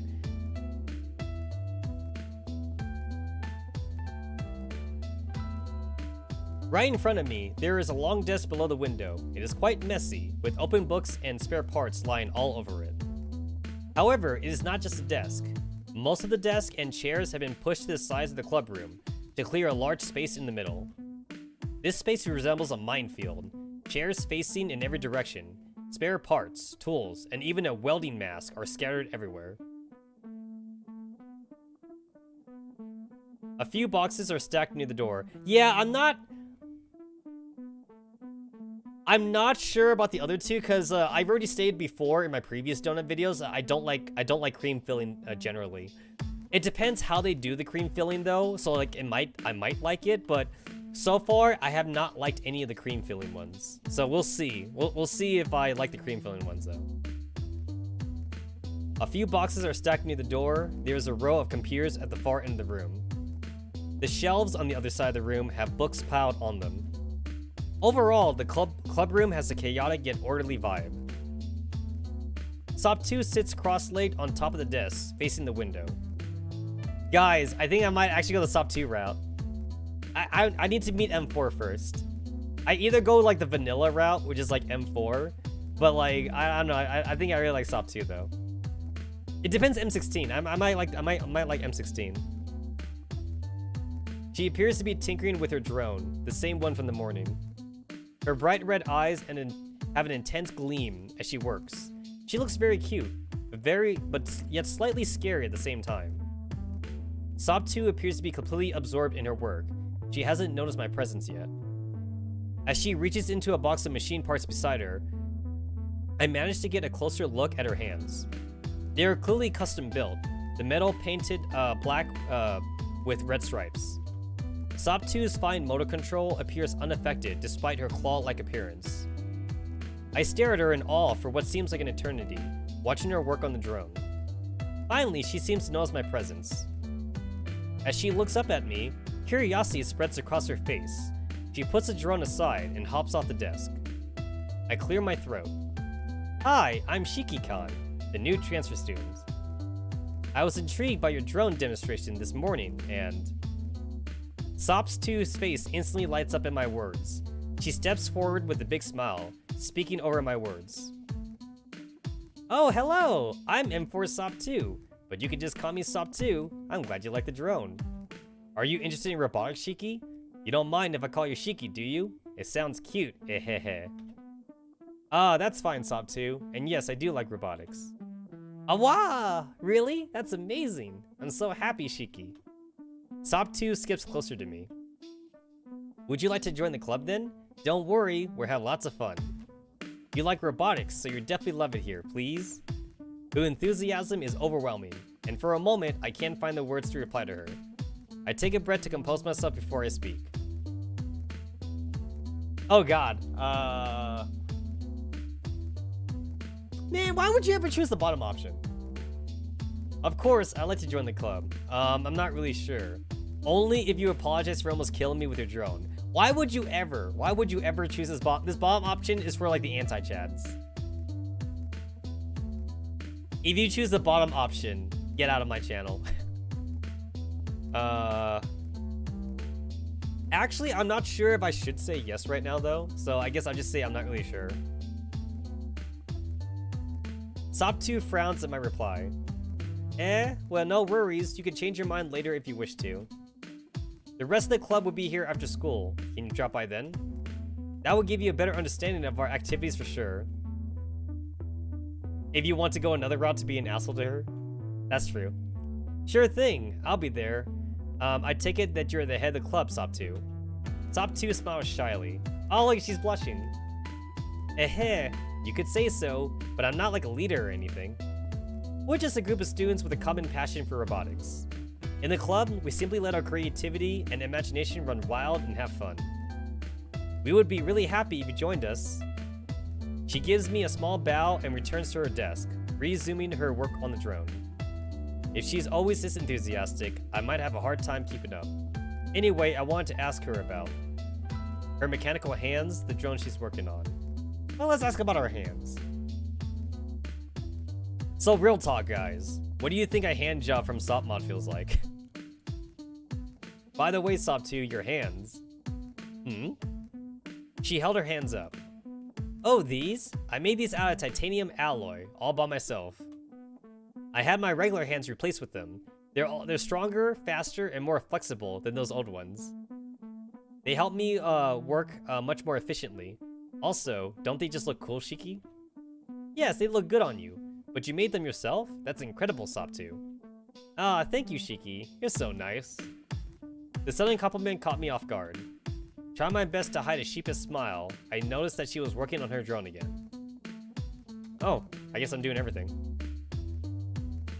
Oh, Sop 2. Is that the same drone from this morning? Sop 2 looks up from the drone. This drone? Yes, it is. It was just an average recon drone, until I added some fun features to it. Fun features? Yes, I made it sturdier, and changed its design to make it faster, more agile, and more stable in flight. This way, I can make it perform fancy mid-air stunts, teehee. Sop 2's eyes gleam with mischief. She continues to speak. I like that, like, their expressions change so often in this game. I mean, I know that, like, I'm kind of digging at the original Girls Frontline game a lot, but, like, I just like that their expression actually changes.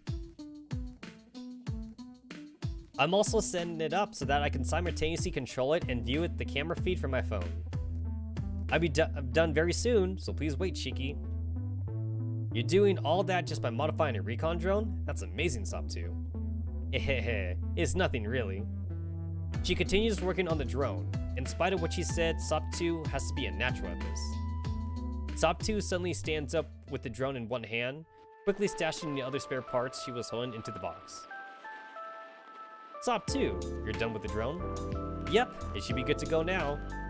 Shiki, would you please put this box away in the corner? I just want to make some final adjustments on the drone. Sure thing, I don't mind. Thanks a lot, Shiki. She gives me the brightest smile yet. I smile back as I pick up the heavy box and carry it into the corner. When I return, Sop 2 is practically bouncing on her heels. Her expression reminds me of an eager puppy. It's ready, here we go, Shiki. Sop 2 holds the drone in one hand. She pulls out her phone with the other, tapping the screen several times. The drone's propellers begin to spin. It is soon hovering in the air, just above her palm. Sop 2 beckons me over. I walk over to her side and look at her phone screen. The live camera feed from the drone is on display, and it's remarkably clear. Now watch the drone. She taps the controls on her phone screen. I look up and watch the drone circle the classroom, maneuvering around any obstacle in its way. Sop 2 giggles, and the drone picks up speed. Even then, she still maintains control of the drone. Ready to see some tricks? She swipes a finger over her screen in a circular motion. The drone begins spinning sideways mid-air. Astonishingly, it maintains its balance, spinning on its axis as it stays on course. What? How can you do that? I'm pretty sure it wasn't so fast in the morning. This is amazing. Hey, yeah, I just added that function. But Shiki, there's more. Keep watching. Sop 2 taps her screen again, and the drone stops spinning. It swoops down, slipping through the gaps between the desk and chairs. Whee! This is so much fun! The drone swerves up, passing over the next row of desks. Sop 2 appears to be really enjoying herself, flying the drone over the classroom. I couldn't help but smile as well. Her energy and cheerfulness are infectious. I suddenly look at the drone and freeze. It had stopped looping around the desk and was hovering mid-air. Then suddenly it shoots straight at me. Even as Sop 2 claims it's harmless, the drone can seriously injure me if it hits me at that speed. I have to dodge. Wait a minute, do I want to get hit? I feel like getting hit might actually do something.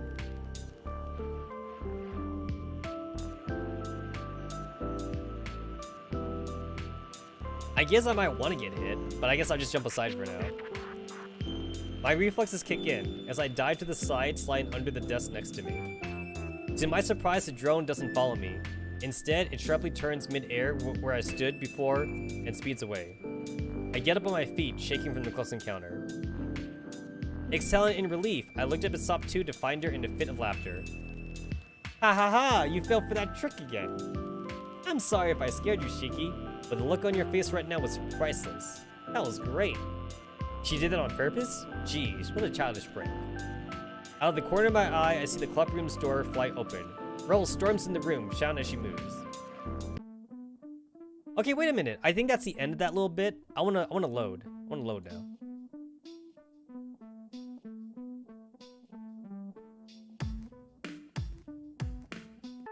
I guess I'll do nothing. Frozen. I can only watch as it approaches my face at full speed. However, at the last moment, the drone does a U-turn mid-air and speeds away from me. Exhaling in relief, I looked at Sop 2 to find her in a fit of laughter. You fell for the trick again. Does it matter? I wonder if it slightly matters. I wonder if maybe, like, you might get, like, a friendship point with Sop Mod if you dodge or something, because that might be more funny or something. I wonder if, like, one is, like, a neutral friendship point thing, and one's, like, a positive friendship point thing.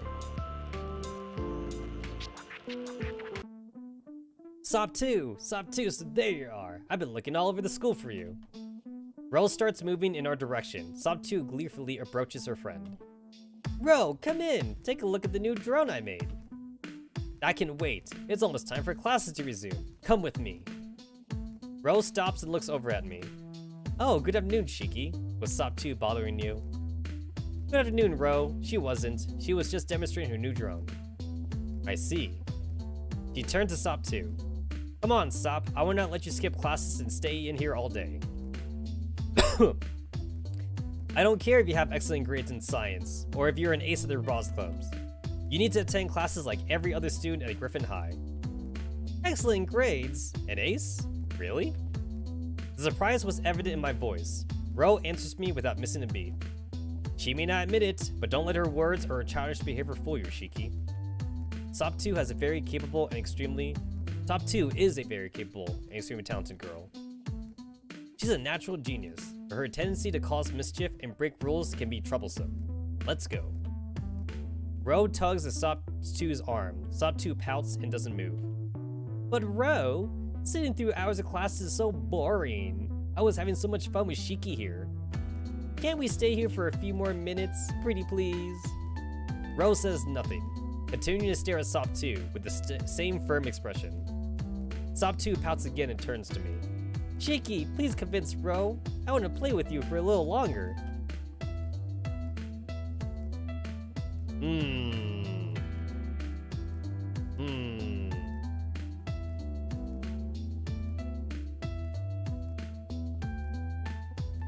Do I simp for Ro, or do I simp for Sop 2? This feels like a Sop 2 thing. Sorry, Ro, you're too high maintenance for me. Ro, you should let her stay for a few more minutes. There's still about 10 minutes until classes resume. Absolutely not, Shiki. She'll keep asking for more and more time until she's late for class, and then skip it altogether. You shouldn't be encouraging her like this. Today has already been quite eventful so far. I wonder how many more surprises are in store for me as I finally reach my classroom. I take my seat just in time as the bell rings to signal the end of lunch break. I speak to Kalina about my encounter with Sop 2 as Miss Springfield walks in. Oh shit, Springfield's a teacher? Bruh, Springfield is a teacher though. Can you guys imagine the teacher route though? I can imagine a teacher route with Springfield. I never thought before coming here that entertaining genuine relations would be so hard. At least home economics classes are relaxing. You know what? I could see Springfield teaching home economics classes. Oh! Bruh. Bro. You know what? It's a good thing I didn't have any teachers like this growing up. I would not be paying attention. Is this an insult to Miss Hellion? I feel like I would pay attention more to Springfield's class than like Hellion's class. Alright. I'm done simping. Miss Springfield, our professor for this subject, gives us today's assignment in a hurry. Then she dashes out, blabbering and sprouting her gibberish. Seriously, what's wrong with her? On top of that, we have to pair up. Not that I have much choice. Everyone else is already paired up. Everybody else is already in a pair. So that's a typo right there. This is the day that it came out though. And I'm guessing. Hey Shiki, do you want us to do this together? There she goes. Why yes, I was kind of lost on who I could ask to be my partner, to be honest. I told you before, you can count on me. Kalina strikes a pose. It reminds me of the 1940s propaganda pamphlets, especially those encouraging women to join the war effort. Well, it kind of suits her, actually. Alrighty then, Miss You Can Count on Me, let's get to it. I don't really think I have much choice, do I? Oh, come on, don't be like that. You couldn't have started hating me after only one day now, could you? ... Please say something. Let's get to it. Hey, don't leave me hanging like that. Today's assignment appears fairly straightforward. Repairing various tears in children's clothing. Why are we doing this anyway? Granted, dolls actually start this year, so they would know a little classic house chores and DIY skills. Or do they? I glance over at Kalina, my pair of half-repaired socks in hand. She's surprisingly good at this. I wonder, perhaps this is a hobby of hers? My gaze drifts around the classroom. It's pretty obvious to me that dolls have no idea how to use their hands. Only a few of them could perform the assigned task. The majority of the dolls are either raging, crying, or playing with the clothes. I wonder if these skills are fine motor control and muscle memory. Maybe their cores could be modified for civilian activities instead. Say, Kalina. What is it, Shiki? She maintains her focus on her sock hole while answering. She's definitely skilled. Is this normal? This? What do you mean? Well, this situation. It feels like a bunch of toddlers have replaced all those girls almost from the moment they started sewing.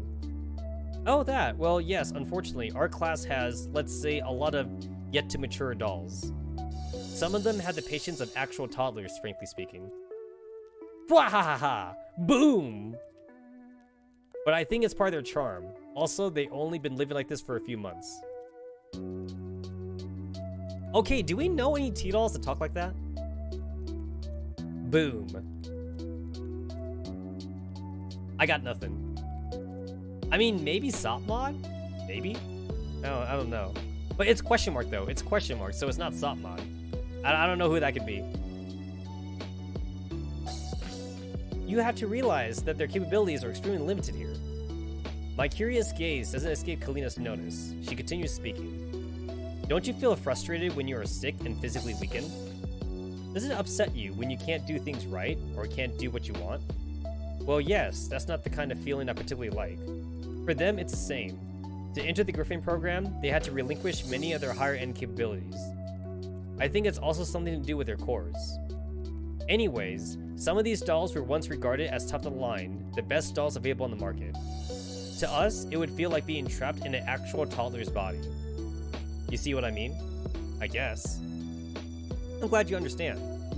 No, not really. Well, it can't be helped. We're humans, and they're dolls. I hope you can understand it at some point. Anyway, hurry up, or I'll be done before you. I frown slightly. What does she mean? I check her hands, still going at it, and realize mine have stopped during the conversation. I hastily resume working, maybe too hastily. That beginner's mistake I just made is going to cost me at least 10 minutes to undo. As the bell rings, everyone starts packing their things and heading out the classroom. As for me, I had decided to uphold my promise to Sop, too, and check out their Bros Club after school today. As I head towards the door, Kalina says, Cheeky, wait! You're going to their Bros Club, right? Let's go together. Thanks, Kalina, but I'll be fine on my own. No buts, we're going together. You've already met Sop too, but I want to introduce you to another friend of mine. Now let's go, Shiki. We head down the corridors, and in a few minutes, we find ourselves in front of their Bros Club. Judging from the noise inside, it seems to be very lively at the moment. Just as we were about to enter, we hear footsteps and turn to see Ro hurrying towards us. Kalina, I apologize for interrupting you, but I need your help now. Please come with me to the display community office. Aw, Ro, I was just showing Shiki around.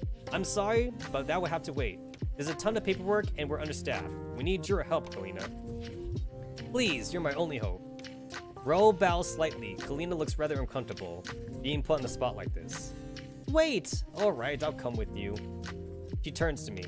I'm sorry, Shiki, but you have to go ahead on your own. I'll make it up to you later somehow, okay? See you. Wait! If it's alright, then I can help with the paperwork too. Ro cuts in her tone firm. Thank you for the offer, Shiki, but I doubt you would be much help, especially as it's only your second day here. Just Kalina would be enough for now. Besides, you promised to meet Sop 2 now, didn't you? You shouldn't make promises you can't keep. Let's go, Kalina. See you later, Shiki.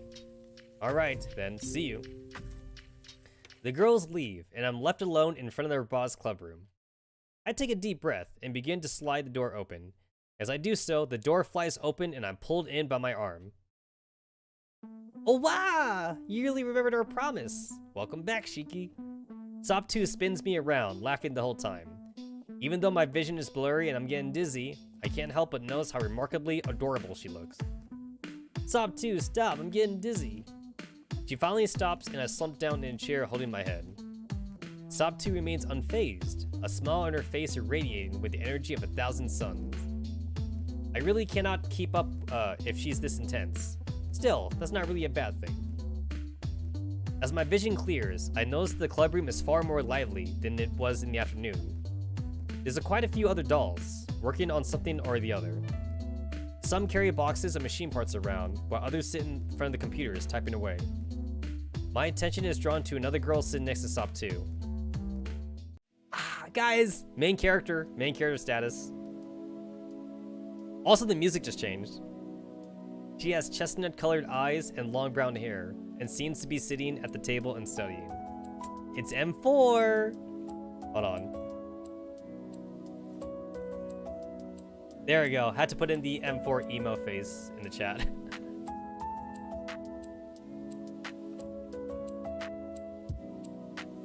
She stares intently at her notebook, occasionally stealing glances in her direction. She seems to be in a total opposite of Sop2 in temperament. Sop2 suddenly speaks up again. Shiki, you haven't met M4 yet, have you? Then come on, let's talk to her. Look at, you could totally tell that M4 is meant to be like that girl next door type of character, cause like she's playing with her hair. That's totally like a girl next door kind of thing. She's the soft-spoken character. Sop2 drags me by the hand across the club room. Stopping in front of the girl, she looks up from her notebook. She only has a somewhat faraway look in her eyes that only enhances her beauty. Shiki, this is M4A1, one of my best friends here. M4, this is Shiki, the new transfer student. M4A1 stands up and gives a slight bow. A pleasure to meet you, Shiki. My name is M4A1, a doll of the latest generation, first year at Griffin High. Her voice, it was as if an angel had descended from the heavens. Man, with that kind of description, you would think that Shiki-kan is a Coomer. Her tone was that of a caring, motherly girl. The kind that takes care of her whole group of friends simply because she likes to do it. And her smile after she finishes her introduction is a pure blessing of this world. Can someone say simp? I take a moment to compose myself and reply, I'm Shiki-kan. You can call me Shiki. I just transferred here as the test subject for the opening of the Griffin program to humans. I'm looking forward to getting along with you. Likewise, I'm in your care from now on. As M4A1 takes her seat, I can't help but notice that she has a royal, almost princess-like aura about her. Her elegance and grace stands in stark contrast to Sop2's boundless enthusiasm and cheerfulness. My revere is broken by Sop2 waving her hand in front of my face. Shiki, you've been staring at M4 all this time instead of listening to me. Did you already fall in love with her? Teehee. She has a mischievous grin on her face. M4A1 on the other hand. Sop2? Oh, look at, she's blushing. Her face is bright red in embarrassment as she looks away. Sop2 simply laughs. Hey, it's just a joke, M4. I don't really mean it. M4A1 sighs and turns back to her notebook. Anyway, Shiki, make yourself at home. Feel free to use everything we have in here. Too bad I don't have any snacks today to share with everyone though. M4A1 looks up at Sop2's words. Sop2, you know that bringing food into this building isn't allowed. I don't know how you get away with things like this. Ro is way too soft on you. Aw, but everyone is so happy when I sneak food in here for us. And seeing everyone else happy makes me happy too. That's admirable, Sop2, but there's school rules that we must abide by. Hee hee, now you sound just like Ro, M4. They both break into laughter. I can't help but smile too. Just then, a doll calls in from the other side of the room. Sop2, can you help me for a bit? I can't stabilize this exoskeleton. Yep, coming right over. Hold on. She bounds away excitedly. I am alone with M4. M4A1, are you interested in robotics as well? M4A1 looks up at me, slightly flustered. Mr. Khan, please just call me M4. Alright, M4. But you have to call me, just Shiki. Alright, Shiki. Oh my god, wait, that is that not just like how she says it, like in her etiquette line? Hold up. I have it, hold on, like I have the voice lines. Let me see, file resources. Voice files, alright. M4A1. Here we go. Let me go ahead and mute the game really quick.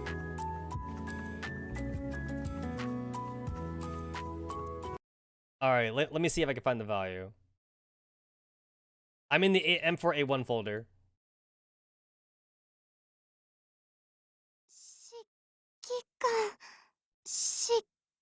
Okay, she doesn't say it quite like that, but she still says it slowly though.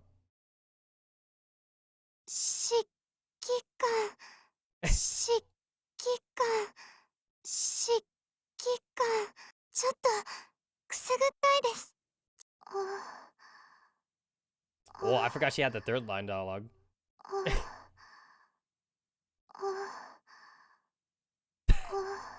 Okay, I really did not know that.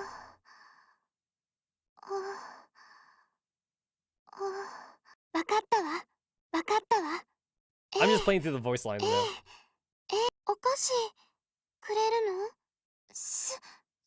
ごいです。攻撃します。M16 姉さん。ようやくお役に立て You ま guys すね。remember this old voice? M16 姉さん。製造。 Back when she had a soft-spoken voice. 製造。クリスマスケーキ。おいしい。 Oh, I forgot she had a Christmas line. おいしい。クリスマスケーキ。おいしい。再編成完了。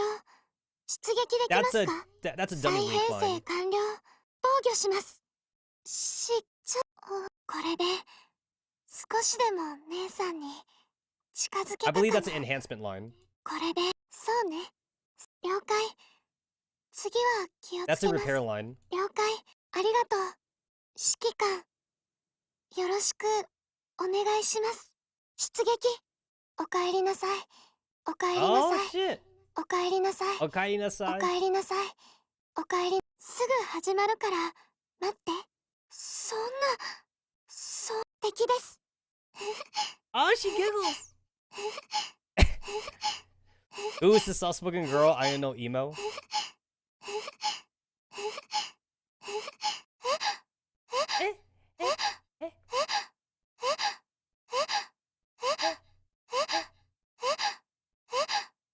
明けましておめでとうご Oh, ざいま that's す。 New Year. Okay, Ah, master. shit. New Year, お New め Year でとう thing. ございます。では、行ってまいります。作戦終了です。ええ。すべて滞りなく、もっと強くなりたい。 That's a retreat. That's what she says when she retreats. Oh my god, you could do a lot of naughty things with these voice files. 攻撃。ごめんなさい。あなたにチャンスはないわ。 Gomennasai. ごめんなさい。 Gomennasai.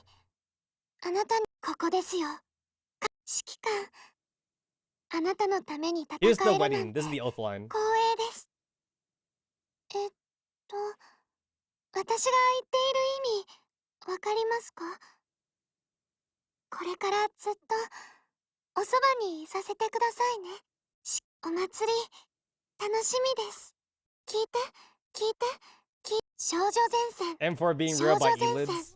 少女前線。ギリチョコです。 Giri ギリ Choco? チョコ Wait, now で Honmei? す。ギリチョコです。 Why? Why Giri Giri Choco? No, I want Honmei. Giri I want Choco. Honmei Choco. です。ギリチョコ You hurt my feelings, で M4. す。ギリチョコが勝ちました。 Like that was fun. Dude, regular M4 actually has a lot of holiday lines.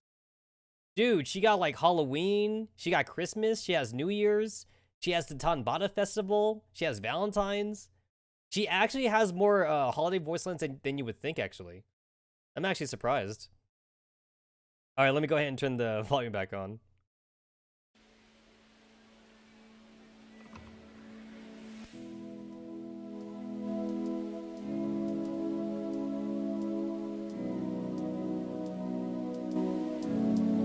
Okay, there we go.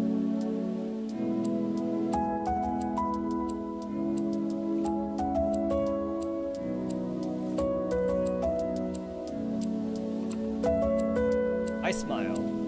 To answer your question, no, not really. I come here to keep SOP 2 company. That's nice, although I find it surprising. Also, you seem to be so graceful, elegant, and calm, while SOP 2 is so extremely energetic that I can't keep up. It's difficult to imagine the two of you as friends. M4's face turns red again. Cheeky, thank you. You really flatter me. M4 composes herself and continues speaking. To be honest, when I first met SOP 2, I was a little scared by her antics. I was studying alone in the classroom when she burst in saying she was looking for members for her club. She spotted me and then practically dragged me in here. I was very uncomfortable at first, but I slowly grew accustomed to it. I'm not really good at talking to people. I prefer to bury my face in a book. But SOP 2 kept talking to me every day. Before I knew it, we had become good friends. M4 pauses. She blinks, almost as if she just realized something. Wow, I can't believe I talked that long to you without faltering. I guess SOP 2's confidence is rubbing off on me. Indeed, I really enjoyed hearing your story, M4. She gives me a shy smile and we sit together in silence for a while. Then M4 speaks first. How about you, Shiki? Are you interested in robotics? Indeed, my father works in the robotics industry, so I know quite a bit about it. We were interrupted by a delighted SOP 2. Really, Shiki, you're amazing. You must be great at robotics then. Come on then, there's something I've been planning to do for a while. Will you help me with it? Sure, I guess. Perfect. Oh, and I forgot to mention it, but you're officially a member of the Griffin. Wait, what? Wait, when did that happen? So wait a minute. At the very start, you could say you're joining the Robotics Club, or you could say you're not sure. You still end up joining it though. You end up getting fucking roped into the club anyway. So guys, your choices didn't matter. I just knocked my microphone. Sorry for the microphone noise. Everybody, round of applause. I am surprised to see everyone standing up and applauding me. I turned to SOP 2. SOP 2, I didn't even say that I would join. Oh, that's fine, Shiki. Robotics is freedom. As long as you have your passion for robotics, you will always be a member of the club. Also, you don't necessarily need to report here every day. It's okay if you drop by once in a while. There aren't too many formalities with us. And just like that, I have become a member of a robotics club. A surprise to be sure, but a welcome one. By the way, SOP 2, what was it with you wanted my help with? Yes, that's. Come on. Excuse me, but our time is almost up. We should start packing now. I look at the clock. Indeed, we only have 5 minutes left. Never mind. I'll tell you next time you drop by. Let's head home for today. Good work, everyone. We help pack everything up and head out. Saying my goodbyes to SOP 2 and M4, I hurry to the school gate where Rerod is waiting with the car. As Rerod drives us back home, I tell her about my rather eventful day at school today. She listens intently and then replies, You are making excellent progress, Master. In merely 2 days, you have made more friends and joined an after-school club. I am really proud to call you my master. It's fine, really. I would have been more worried if I hadn't made more friends today. Haha. I see. Tell me more about your friends, Master. My friends? Well... Ah, shit. Wait, does this matter? I guess I'll tell her about SOP 2. SOP 2 is a cheerful and very, very enthusiastic girl. She's literally overwhelmed me with all her energy. But she's easygoing, fun to talk to, and is also great at robotics. That sounds like fun. She seems to be the kind of that tops every anime popularity poll. If I remember right, I think M4 is still topping the popularity poll for Girls Frontline, I think.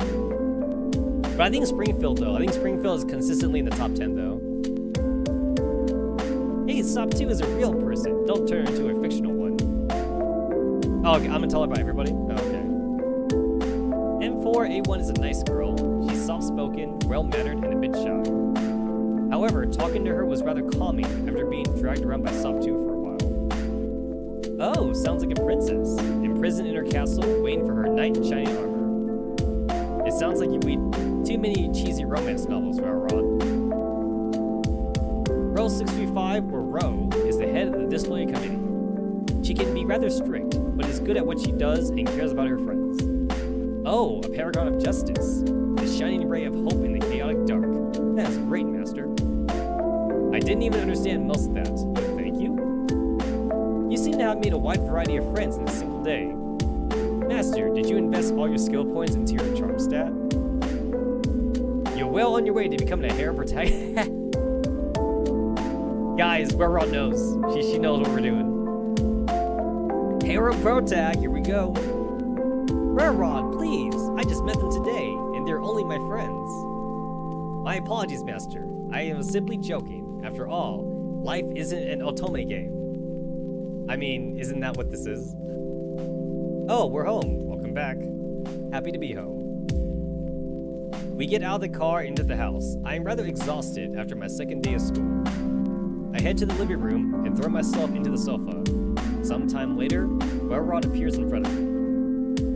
Master, you look exhausted. Would you like me to prepare a light dinner today as well? It is important that you get rest. That's alright, Rod. Please do so. Then please rest, Master. Leave it to me. She hurries away. I sit up on the sofa and gather my thoughts. Today was a rather eventful day. The drone incident in the morning, and then talking to SOP 2 during lunchtime. Being dragged around by SOP 2 in their boss club after school, and meeting M4 as well. I certainly made a lot of friends today. While tiring, it was definitely fun. If this is how life at Tanegashima would be, I'll be looking forward to it. I got up as Rod called me for dinner. We eat quickly, and after, I head to bed. I'm eager to get some rest and prepare for the next day. It's 10 p.m. After checking my logistics and clean dailies in my game, I decide to go to sleep immediately. Rod would wake me up at the crack of dawn to train again. After the hectic day that today was, I really needed some rest. I turned the lights off and laid down on my bed. Before I knew it, I had fallen into a deep, dreamless sleep.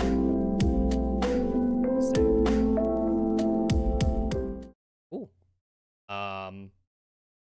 Yeah. That was fun. Anyway, guys, I think I'm going to call it here for today, but I will play this game again tomorrow and also get Architect in tomorrow's stream. I'm going to have to cut off early here, mostly because I actually need to stop by Walmart. I got to do some shopping, so I got to go there before it closes.